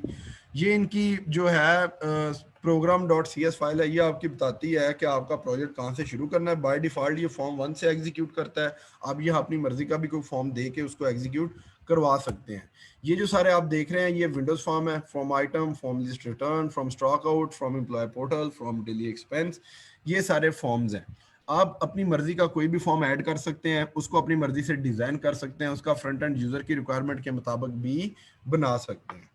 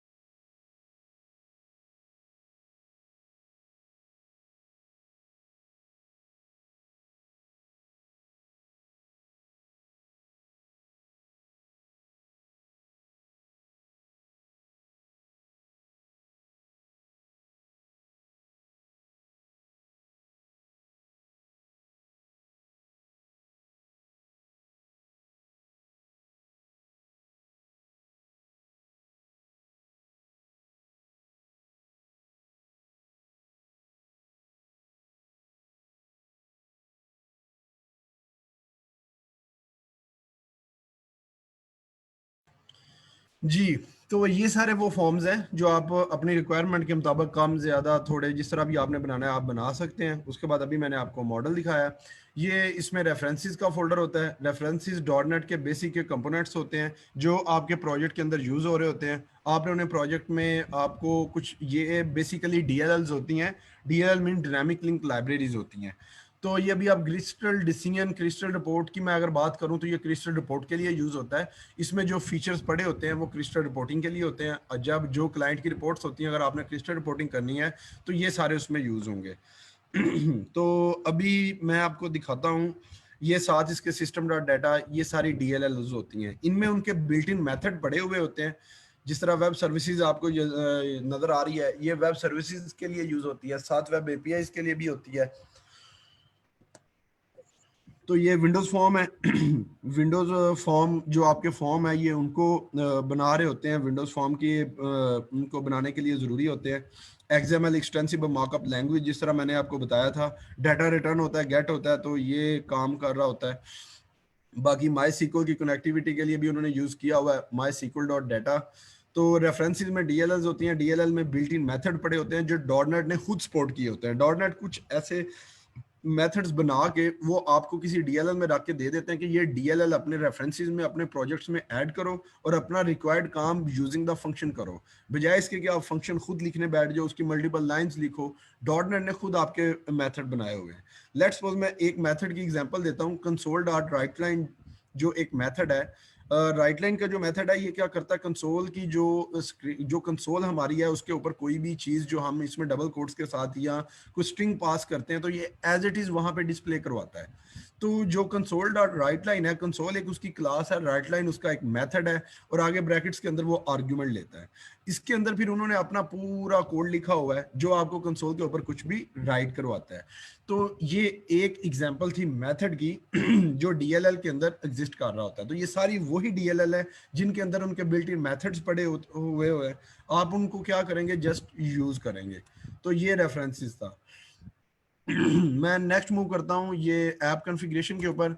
ऐप कॉन्फ़िगरेशन आपकी फाइल है। ये फाइल क्या करती है कि आपका जो है प्रोजेक्ट उसमें डेटाबेस की, ये देखें ये एक चीज़ आपको नज़र आ रही होगी, कनेक्शन स्ट्रिंग। इस कनेक्शन स्ट्रिंग का पर्पस क्या होता है, इस कनेक्शन स्ट्रिंग का काम ये होता है कि आपकी जो सीक्वल सर्वर है या माई सीक्वल है जो डेटाबेसेस हैं आपने उसके साथ कैसे कनेक्ट होना है। आप यहाँ पे उसके डेटाबेस का सर्वर नेम, उसका पासवर्ड आप यहाँ पे पास करते हो, साथ उसके कुछ पैरामीटर सेट करते हो। पैरामीटर सेट करने के बाद आप उसका पासवर्ड देते हो और डेटाबेस नेम बताते हो। तो जब एप्लीकेशन स्टार्ट होती है तो ये इस कनेक्शन स्ट्रिंग में से इसको देखते हुए उस कनेक्शन उसके साथ डेटाबेस सर्वर के साथ कनेक्शन इस्टेब्लिश करता है। जब कनेक्शन बन जाता है तो फिर आपके ये जो ऑपरेशंस हैं उनको परफॉर्म करवाता है, वरना ये आपको एरर रेज कर देता है कि आपका डेटाबेस के साथ कनेक्शन नहीं बन सका। तो बाकी इसमें है कुछ फ्रेमवर्क का भी आ जाता है कि फ्रेमवर्क का वर्जन कौन सा चल रहा है। ये देखिए एक्सएमएल का वर्जन आपको बता रहा है ऊपर 1.0 और उसके साथ बाकी जो है रन टाइम एक्टिविटी पॉलिसी उसका वर्जन बता रहा है, जो पैरामीटर्स है उसका वर्जन बता रहा है। और ये ऐप कॉन्फ़िगरेशन काम करता है। इसके अलावा पैकेज डॉट कॉन्फ़िगरेशन होता है। इसके अंदर पैकेजेस के अंदर आपको जो फ्रेमवर्क यूज़ करते हैं उसका वर्जन बताता है कि अब ये वर्जन यहाँ पे वो क्यों बता रहा होता है कि जब आपने किसी क्लाइंट के पास डिप्लॉय करने हैं तो वहाँ पे इस वर्जन के फ्रेमवर्क पड़े होने चाहिए, इंस्टॉल्ड होने चाहिए। मोस्टली चूंकि विंडोज़ भी माइक्रोसॉफ्ट की होती हैं तो एंटिटी फ्रेमवर्क 3.5 से 4.0 जो इनके वर्जन हैं ये मोस्टली विंडोज़ के अंदर आप देखेंगे तो इंस्टॉल्ड पड़े होते हैं। अगर आप हायर वर्जन में काम करते हैं तो फिर आपको अपने जो कंट्रोल पैनल में प्रोग्राम्स आते हैं आपको वहां पे जाके उसको अपडेट या फिर क्या नाम है नए सिरे से नए नए को इंस्टॉल करना होता है।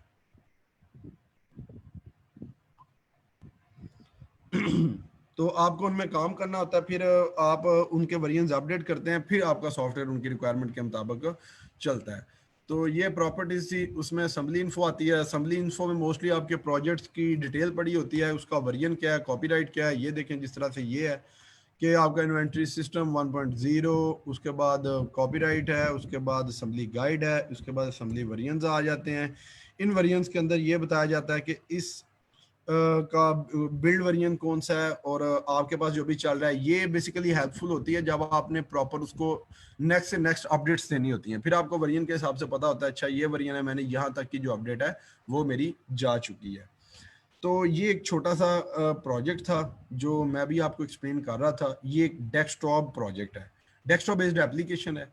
आप इसकी पब्लिश बनाएं, पब्लिश बनाने के बाद मेरे ख्याल से इसका यहाँ पे एक पड़ा होता है, आप इसकी ये देखें, आपने प्रोजेक्ट के ऊपर जाके मैं राइट क्लिक करता हूँ तो यहाँ पे एक पब्लिश की ऑप्शन आती है। तो ये जोन सा फोल्डर हमने इसको प्रोवाइड किया होता है, ये उस फोल्डर के ऊपर मेरी चूंकि सेटिंग थी, ये देखें यूजर एडमिनिस्ट्रेशन डेस्कटॉप प्रोजेक्ट के अंदर जाके ये उसको जाके वहां पे इसकी एग्जी फाइल बनाएगा। तो आपने वो फोल्डर जाके क्लाइंट के पास डिप्लॉय करना है और उसको फिर हम किस तरह से फिर उसको इंस्टॉल करना है, वो फर्दर वो इंस्टॉलेशन सेटअप आपको बताता जाता है कि इसी तरह से अगर कोई कंपोनेंट के वेरिएंट्स का डिफरेंस आए तो वो भी आपको बता देता है कि ये कंपोनेंट जो है इसको इंस्टॉल करो।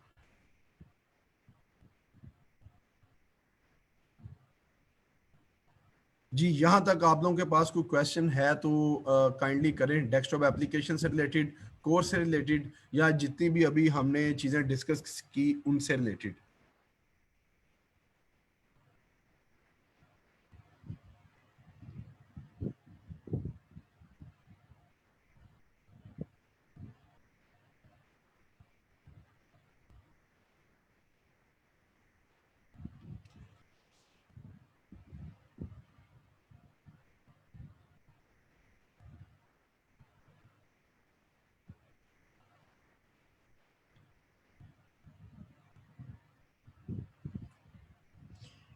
जी, असेंबली का आपने पूछा है, अगर मैं वापस आता हूँ असेंबली के ऊपर, प्रॉपर्टीज में आए, असेंबली में आए, असेंबली बाय इन्फो,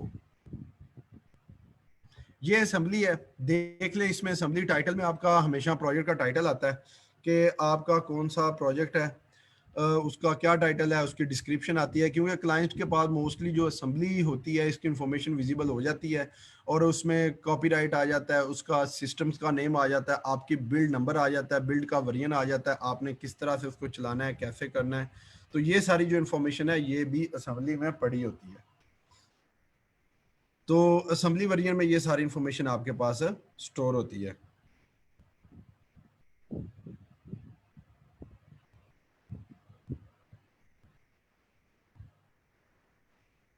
जी, कोई और किसी का कोई क्वेश्चन है तो वो रेज करें ताकि हम उसके ऊपर बात करें।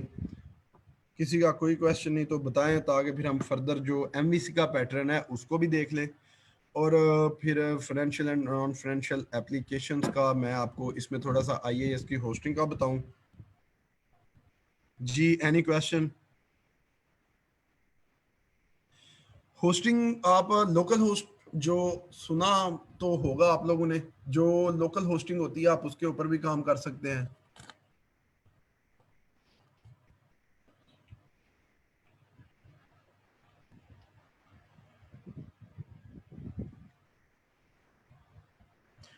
जी, होस्टिंग, ये लोकल होस्टिंग भी होती है, उसके अलावा होस्टिंग पैनल्स भी होते हैं जो लोग आप बाहर से होस्टिंग प्रोवाइड करते हैं। इसमें डॉट नेट की होस्टिंग कंपैरेटिवली बाकी सबके थोड़ी सी एक्सपेंसिव होती है।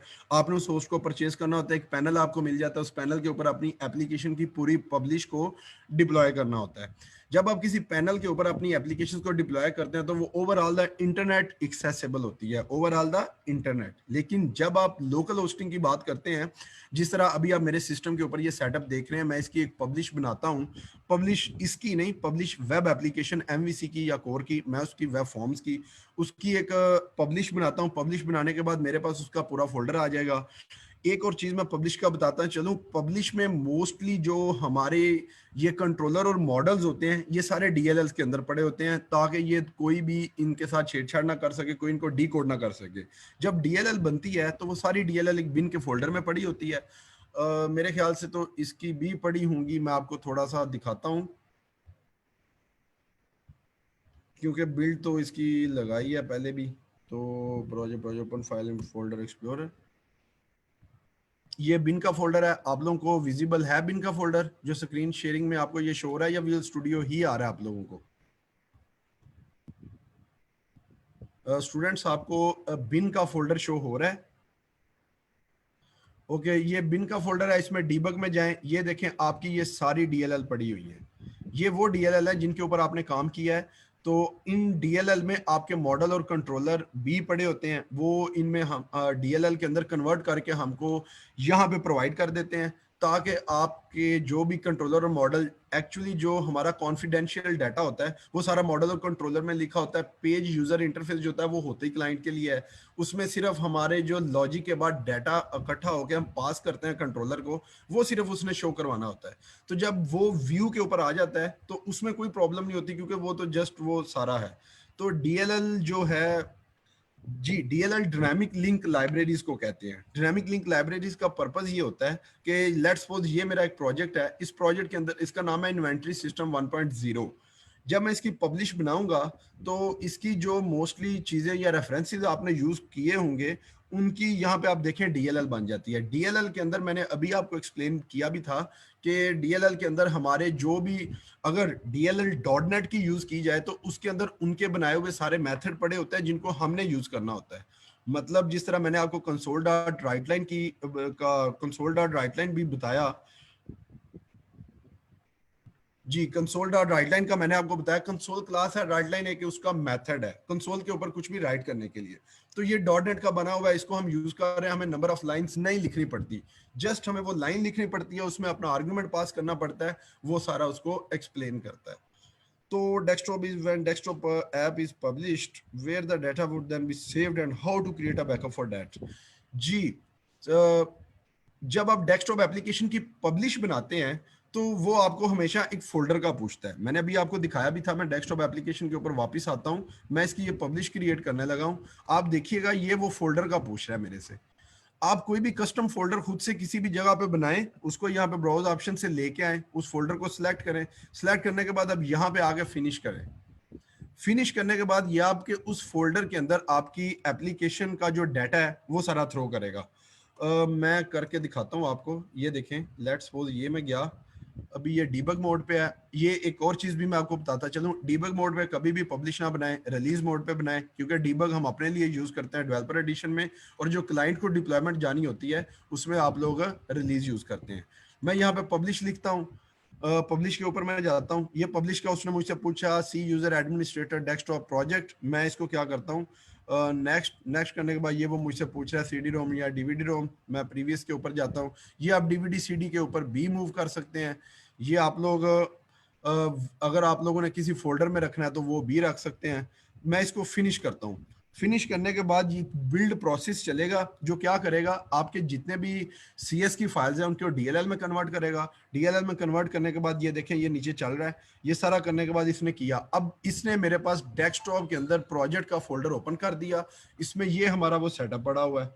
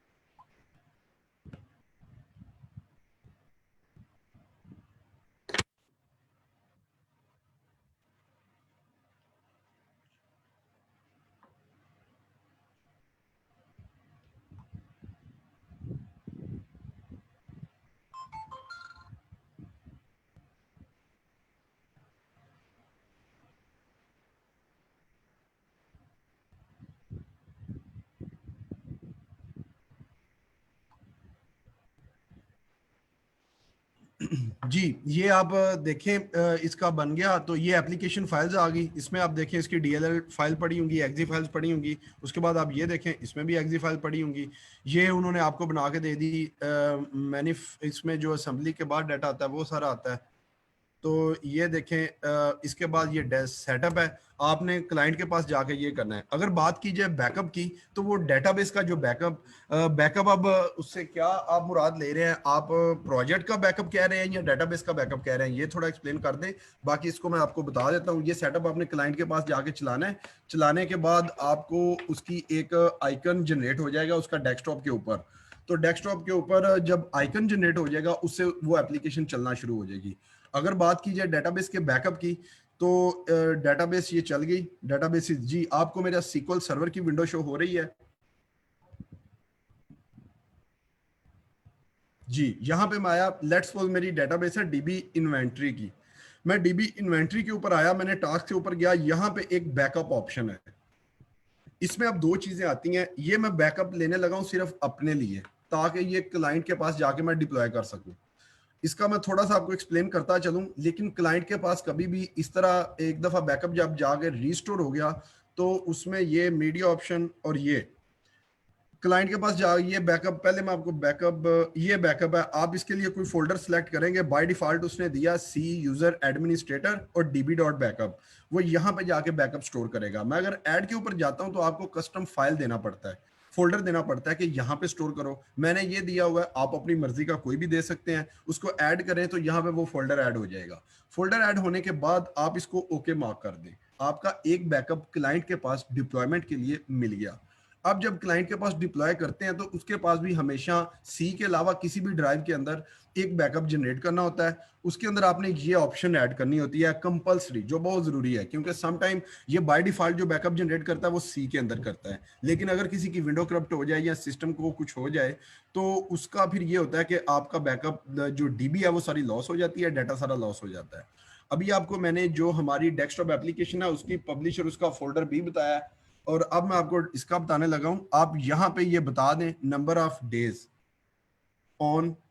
अब ये क्या करेगा कि या आप डेट पे आए या आप आफ्टर पे आए, यहां पे किसी एक ऑप्शन पे क्लिक करें। अब क्लाइंट के पास जब सिस्टम चल रहा होगा, तो ये आफ्टर 1 डे उसका ऑटो बैकअप जनरेट करेगा, जो उनसे फोल्डर के ऊपर आप कहेंगे। तो जब आपने फोल्डर जनरेट करना है, तो फिर ये उसके ऊपर ऑटोमेटिकली जो उसका बैकअप है वो बनाना शुरू कर देगा 1 डे के ऊपर। तो कभी भी उसका डाटा लॉस नहीं होगा। अगर ऑन की बात की जाए, तो आपने यहाँ पे कैलेंडर एक सिलेक्ट करना है। इस डेट को ऑटोमेटिकली इसका बैकअप बन के उस जगह पे स्टोर हो जाएगा।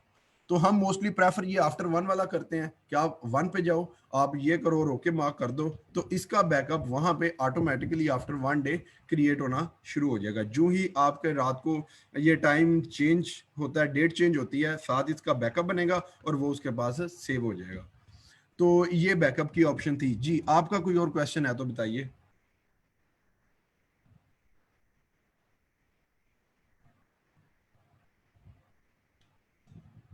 और अगर नहीं भी समझ आई तो भी बताइए।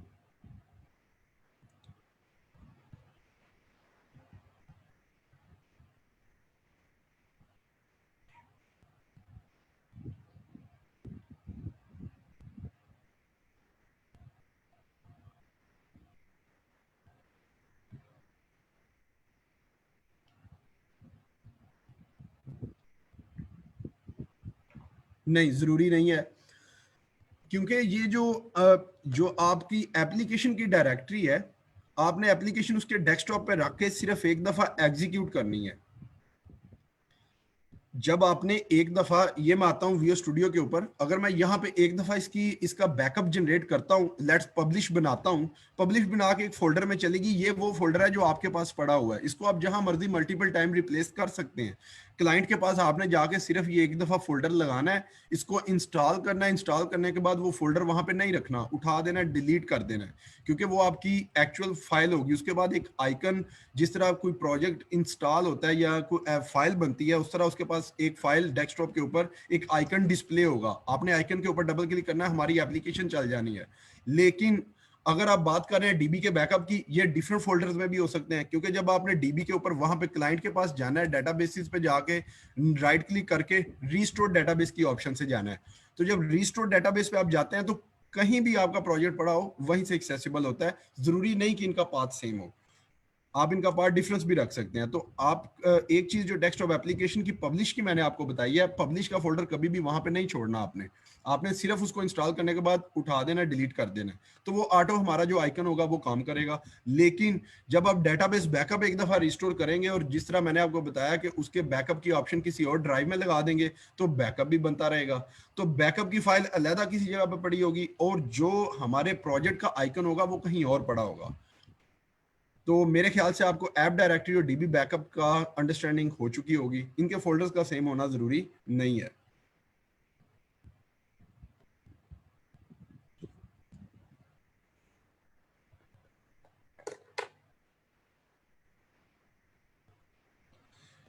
जी, अच्छा, बैकअप रिपीट कर दूं। डेटाबेस, ये डेटाबेस डीबी इन्वेंट्री, ये एक हमारे पास डेटाबेस पड़ी हुई है। मैं डेटाबेस के ऊपर राइट क्लिक करता हूँ, टास्क के ऊपर आता हूँ, यहाँ पे एक ऑप्शन पड़ी हुई है बैकअप की। आप बैकअप के ऊपर जाएं, क्लिक करें, ये आपको बैकअप शो उसका जो है शो हो गया।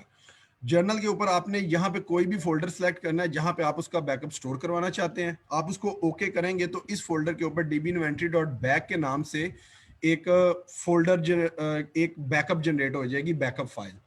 जब आप क्लाइंट के पास जाते हैं तो आपने यहाँ पे डेटाबेसिस पे राइट क्लिक करके रीस्टोर डेटाबेस की ऑप्शन पे जाना है।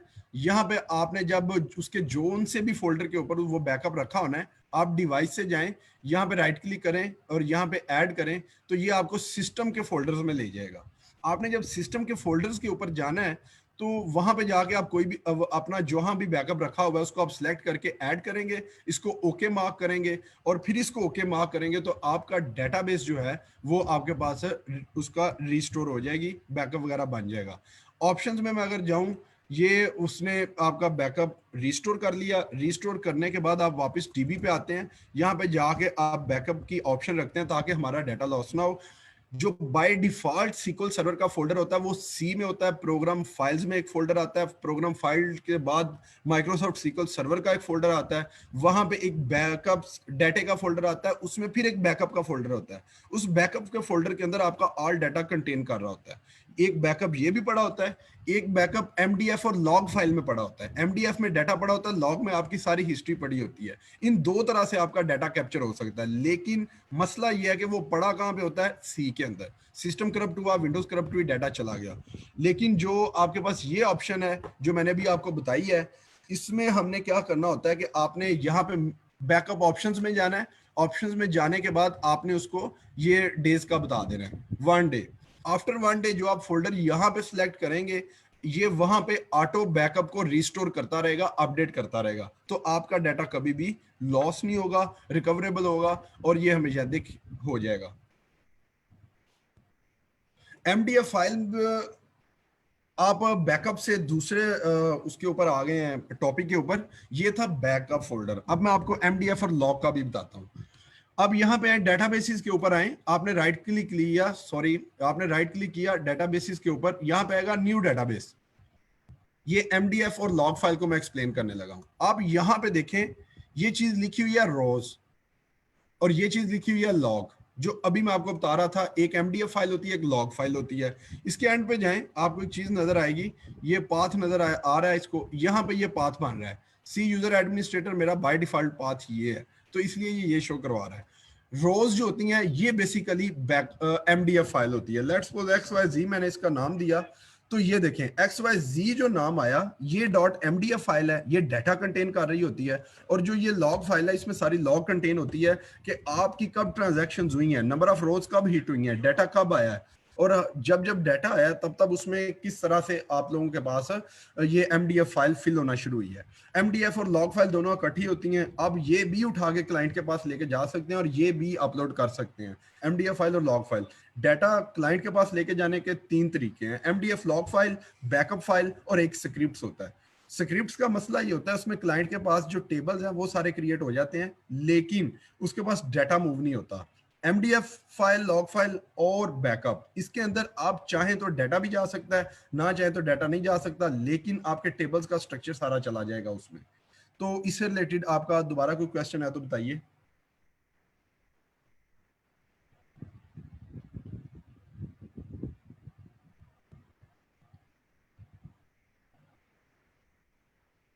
जी मेरे ख्याल से आपको एमडीएफ और लॉग फाइल क्लियर हो चुका होगा। जी थैंक यू। किसी और का कोई क्वेश्चन है तो काइंडली रेज करें।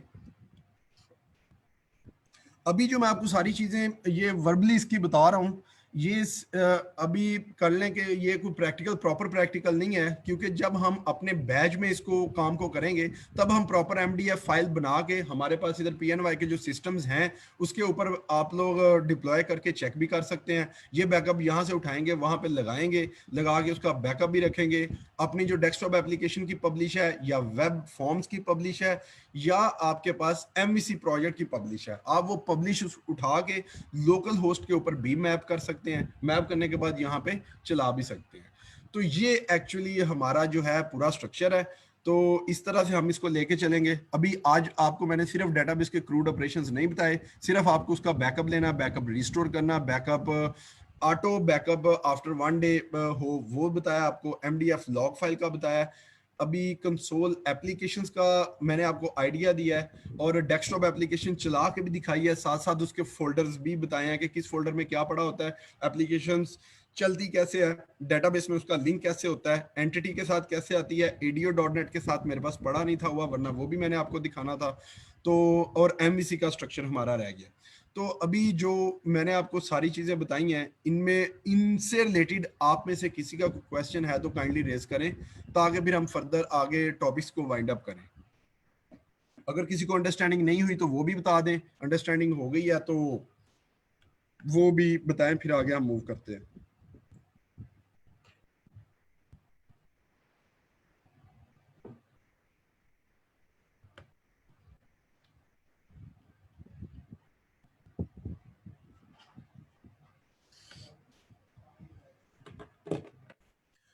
हमारा जो यूनिवर्सिटीज कॉलमी है वो सबसे बड़ा मसला ये है।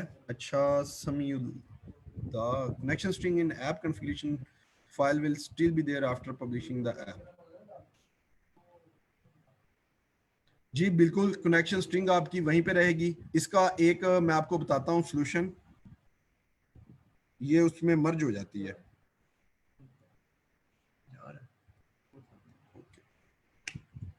सी यू सून।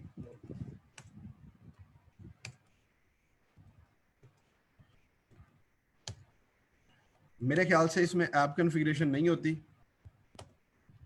जी इसमें जो आप वेब कॉन्फ़िगरेशन या ऐप कॉन्फ़िगरेशन की फाइल थी, उनकी डीएलएल बन के इस तरह से हमारे पास आ गई। अब ये आपका will still be there after publishing the app, नहीं ये उधर अवेलेबल नहीं होगी, ये उनके अंदर मर्ज हो चुकी हुई है डीएलएल के अंदर। एक चीज मैं आपको बताता चलूं, आपका क्वेश्चन थोड़ा सा अगर चेंज किया जाए तो वो प्रॉपर बन जाएगा कि क्या ऐप कॉन्फ़िगरेशन के अंदर तो हमने अपना इंस्टेंस दिया था सर्वर का, लेकिन क्लाइंट का तो सर्वर इंस्टेंस डिफरेंस होगा, तो हम जब उसके पास इस तरह से फाइल लेके जाएंगे तो फिर हम कैसे उसको इस पब्लिश में चला सकेंगे। थोड़ा सा क्वेश्चन अगर इस तरह से चेंज किया जाए तो ये ज्यादा बेहतर बन जाना था। अभी आप देखें कि अभी तो इसमें हमारा जो लोकल इंस्टेंस था वो सेव था, लेकिन क्लाइंट के पास तो ये नहीं चलना, क्योंकि हमारा इंस्टेंस का कुछ और नेम है, उसके इंस्टेंस का कुछ और नेम है। तो जब उसके पास आप सीक्वल इंस्टॉल करेंगे, सीक्वल इंस्टॉल करने के बाद उसका जो लोकल इंस्टेंस बनेगा, उस इंस्टेंस को फिर आप अपने सिस्टम में ऐप कॉन्फ़िगरेशन और वेब कॉन्फ़िगरेशन के अंदर रिप्लेस करेंगे, फिर उसकी पब्लिश बना के उसके सिस्टम पर डिप्लॉय करेंगे। तो ये एक बेहतर अप्रोच होती है क्लाइंट के पास सिस्टम लेके जाने के लिए, क्योंकि अगर आपने इस तरह से यूज किया हुआ तो वो फिर उसको सर्वर नेम उठाने में मसला होता है। इस तरह से वो ज्यादा बेहतर तरीके से उठा लेता है। जी मेरे ख्याल से आपको आपका क्वेश्चन क्लियर हो चुका होगा।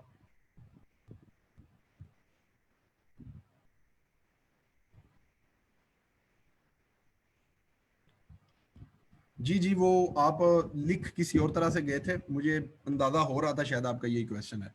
ग्रेट। जी किसी और का कोई क्वेश्चन डॉट नेट से रिलेटेड, डेस्कटॉप एप्लीकेशन से रिलेटेड, कंसोल से, एमवीसी से, वेब सर्विसेज से, वेब एपीआई से कोई क्वेश्चन है तो काइंडली रेज करें, मैं उसका आंसर दूं। अगर बैच से रिलेटेड आपने कुछ पूछना है तो वो भी मैं आपको बता देता हूँ। किसी किस्म का आपका कोई क्वेश्चन है तो वो मुझे बताएं, फिर उसके बाद हम टॉपिक्स को वाइंड अप करें।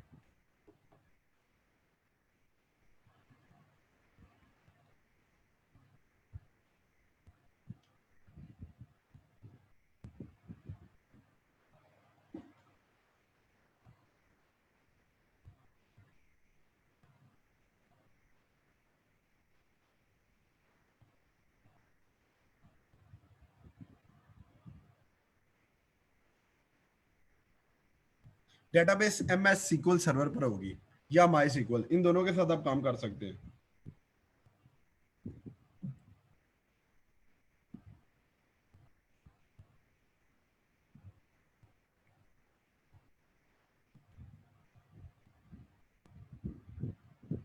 जी, C# बैकएंड लैंग्वेज है। आपको मैंने अभी दिखाया, एक चीज दिखाई है, ये देखें।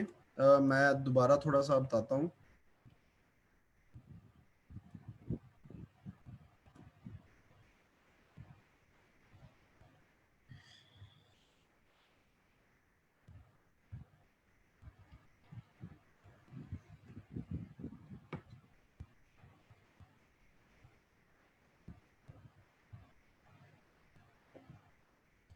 जी, ये क्वेश्चन था, सॉरी। C# बैकएंड लैंग्वेज है जी, बिल्कुल बैकएंड लैंग्वेज है। मैं आपको एक फॉर्म डिस्प्ले करवाता हूँ। Let's suppose from employer portal का मैंने एक फॉर्म ओपन किया है। अगर आप फॉर्म के ऊपर डबल क्लिक करेंगे तो आप देखें, ये जो बैकएंड लैंग्वेज है, ये वही लैंग्वेज है जो C# यूज होनी है उसके अंदर, कंसोल के अंदर, जो वेब के अंदर, वेब फॉर्म्स के अंदर, और जो उसके अंदर शो होनी है कोर के अंदर। ये C# हमारी बेसिक लैंग्वेज होगी, ये हर जगह पे यूज होगी। तो आप हमारा जो फ्रंट एंड है वो वेरी करेंगे फ्रॉम फ्रेमवर्क टू फ्रेमवर्क। आप किसके ऊपर काम कर रहे हैं ये डिपेंड करता है। MVC and MVC code same नहीं है, ये डिफरेंट है। MVC का स्ट्रक्चर जो है वो है मॉडल व्यू कंट्रोलर, और जो MVC कोर आप कह रहे हैं वो बेसिकली ASP.NET कोर है। उसके अंदर मोस्टली असेंबलीज और जो DLLs हैं उनके ऊपर काम होता है। उसका MVC का पैटर्न नहीं है, ये MVC एंड ASP.NET कोर है। जी, वेब सर्विसेज का मैंने आपको बताया था, जिस तरह CLS कॉमन लैंग्वेज स्पेसिफिकेशन है कि आपका आपका जो डॉटनेट का कोई भी प्रोजेक्ट है वो किसी भी लैंग्वेज के साथ कम्युनिकेट कर सकता है। लेट्स सपोज मैं आपको एक एग्जांपल देता हूँ। यहाँ पे मैंने यहाँ पे लिखा int x इक्वल टू 10, मेरे x10। अगर मैं यहाँ पे x डॉट करता हूँ तो आप देखेंगे टू स्ट्रिंग की ऑप्शन आ रही है, यानी कि कोई वेरिएबल किसी भी टाइप का है, उन्होंने उसके साथ डॉट टू स्ट्रिंग की ऑप्शन दे दी है। डॉट टू स्ट्रिंग का मतलब है कि स्ट्रिंग हर लैंग्वेज के अंदर पड़ा हुआ है। आप C++ उठा लो, उसमें भी नजर आएगा। विजुअल बेसिक C, जहां मर्जी चले जो, वहां पे आपको टू स्ट्रिंग का फंक्शन मिलेगा, स्ट्रिंग कंटेन करने का फंक्शन मिलेगा। तो इन्होंने फिर जो है कनेक्टिविटी के लिए कि आप कहीं से कोई भी डाटा आ रहा है उसको इसमें रखें, तो ये है। अब वेब सर्विसेज की जो बात है, आप लेट्स सपोज मैं बात करता हूँ बैंकिंग सेक्टर की एग्जांपल देता हूँ। आप किसी एटीएम के ऊपर जाते हो तो एटीएम में कार्ड इंसर्ट करते हो, वो डिफरेंट बैंक का है। तो ये डिफरेंट बैंक का कार्ड अपने क्रेडेंशियल्स के साथ एक वेब रिक्वेस्ट जनरेट करता है, जो आपके उस बैंक के सर्वर पे जाती है, जहां से आपकी फर्दर डिटेल आती है। डिटेल आके आपको शो होती है, और जब आप, और फिर नेक्स्ट जो आपने कभी देखा होगा कि आप कोई एटीएम यूज करें तो डिफरेंट बैंक का अगर आप कार्ड इंसर्ट करें तो उसका फ्रंट एंड भी चेंज हो जाता है, बैंक का वो बाय डिफॉल्ट नहीं रहता। तो वो बेसिकली फिर एपीआई को कॉल जा रही होती है, वो जो आप इंटरफेस देख रहे होते हैं वो नेक्स्ट बैंक आपको भेज रहा होता है। तो वेब सर्विसेज सिर्फ डाटा लेके आती हैं, वेब एपीआई इस डाटा के साथ साथ इंटरफेस भी लेके आती हैं। तो ये रिक्वेस्ट होती हैं जो हमने जनरेट करनी होती हैं, इनका डाटा एक्सएमएल की फॉर्मेट में आता है। एक्सेस डेटाबेस की फाइल के साथ भी काम कर सकते हैं। एक्सेस डेटाबेस की फाइल, मैं आपके क्वेश्चन को क्लियर से समझा नहीं, काइंडली इसको थोड़ा सा एलैबोरेट करें। मेरे ख्याल से वेब एपीआईज और वेब सर्विसेज का आपको आइडिया हो गया होगा।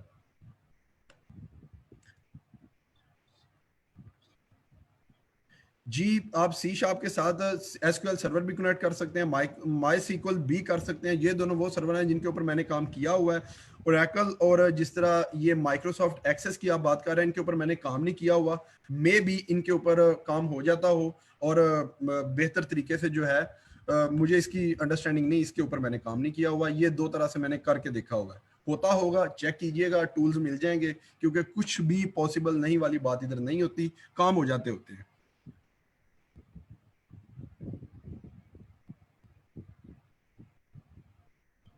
एक ये मैसेज रेज हुआ है, ये काइंडली आप चैट बॉक्स में आप लोगों को शो हो रहा होगा।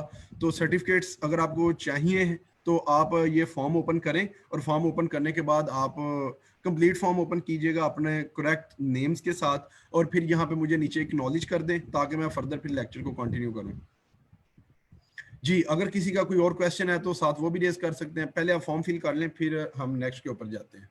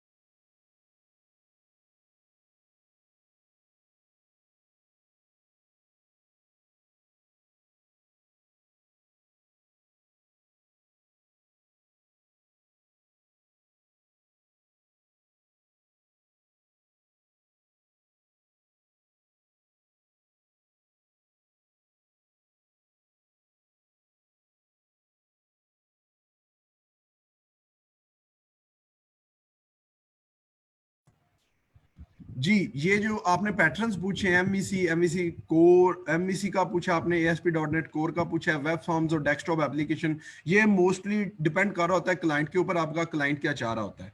अगर वो वेब बेस्ड चाह रहा है तो आपको वेब में से ऑप्शन चूज करनी पड़ती है, अगर वो डेस्कटॉप एप्लीकेशन चाह रहा है तो आपको डेस्कटॉप एप्लीकेशन और विंडोज फॉर्म के ऊपर काम करना पड़ता है। तो ये डिपेंड करता है उसकी नीड के ऊपर के वो क्लाइंट चाह क्या रहा है।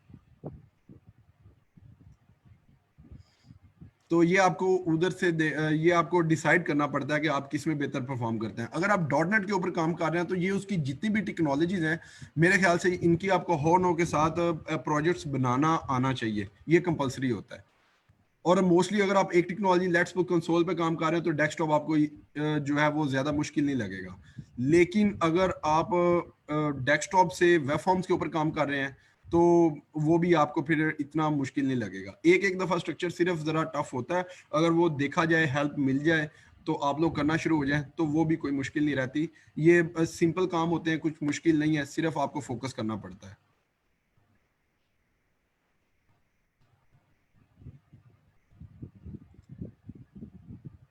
जी करेगा, मैक एप्पल के ऊपर भी काम करेगा, उसमें भी इंस्टॉलेशन इसकी हो जाती है।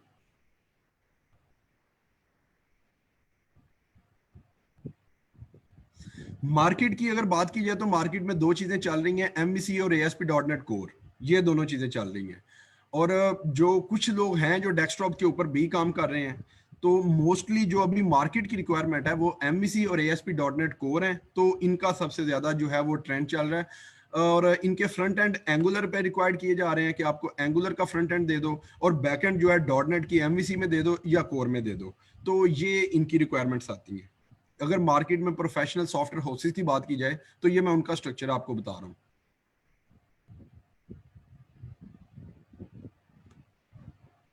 जी मेरे ख्याल से क्लियर है। जी किसी का कोई क्वेश्चन?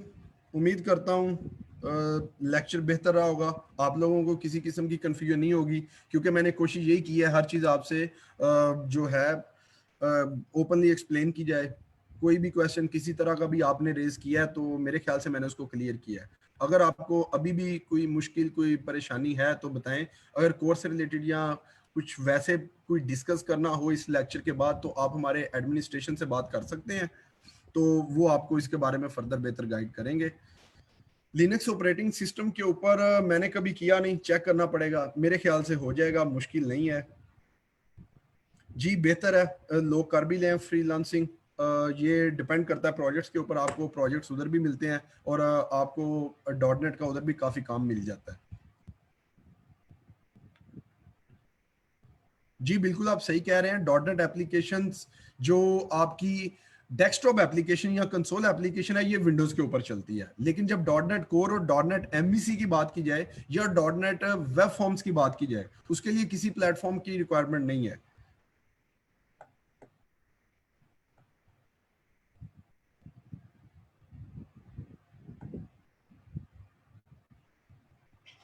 फ्रीलांसिंग के ऊपर आप चेक करें, आपको ज़्यादा बेहतर क्या लगता है, पीएचपी और एएसपी डॉट नेट। तो अगर मैं अपनी सेंस में बताऊं, मैं तो कहता हूं दोनों करके रखें, क्योंकि जब करनी फ्रीलांसिंग है तो वहां पे फिर जिस तरह का मर्जी प्रोजेक्ट है वो करना पड़ता है, जो बेहतर ऑप्शन है। तो आप बेटर आप देख लें।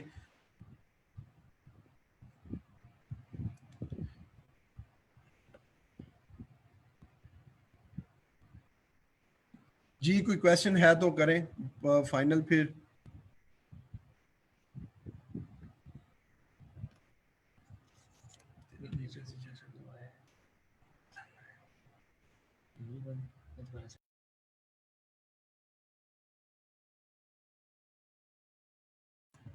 अभी मैं आप लोगों के साथ एक फेसबुक पेज, जी रिकॉर्डिंग इसकी मिल जाएगी, आप एडमिनिस्ट्रेशन से रब्ता करें, वो आपको इसकी रिकॉर्डिंग दे देंगे। एक चीज़ और थी, मैं अभी फेसबुक के ऊपर एक पेज ओपन करने लगा हूँ, वहाँ पे मेरे लेक्चर्स के बारे में जो आप लोगों ने अंडरस्टैंडिंग हुई, जो क्लियर हुआ, ये पेज है। मेरे ख्याल से फेसबुक के ऊपर मैं ओपन करता हूँ इसको।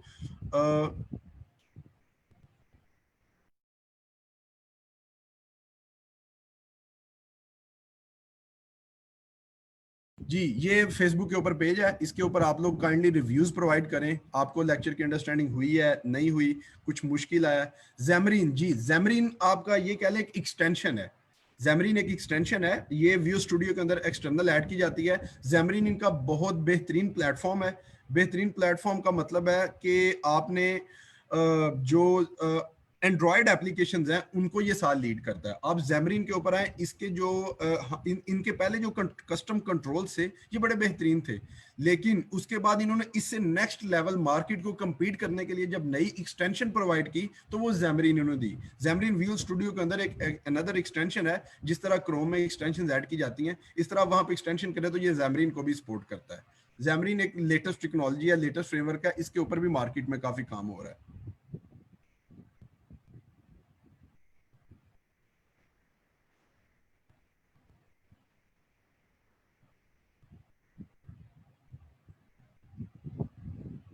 जी, ये पेज है, यहाँ पे आपने अपने रिव्यूज प्रोवाइड करने हैं। मेरे लेक्चर से रिलेटेड, मेरे रिलेटेड जो भी आपके रिव्यूज हैं काइंडली पेज के ऊपर कीजिएगा। ये सबको रिक्वेस्ट शो हो रही है।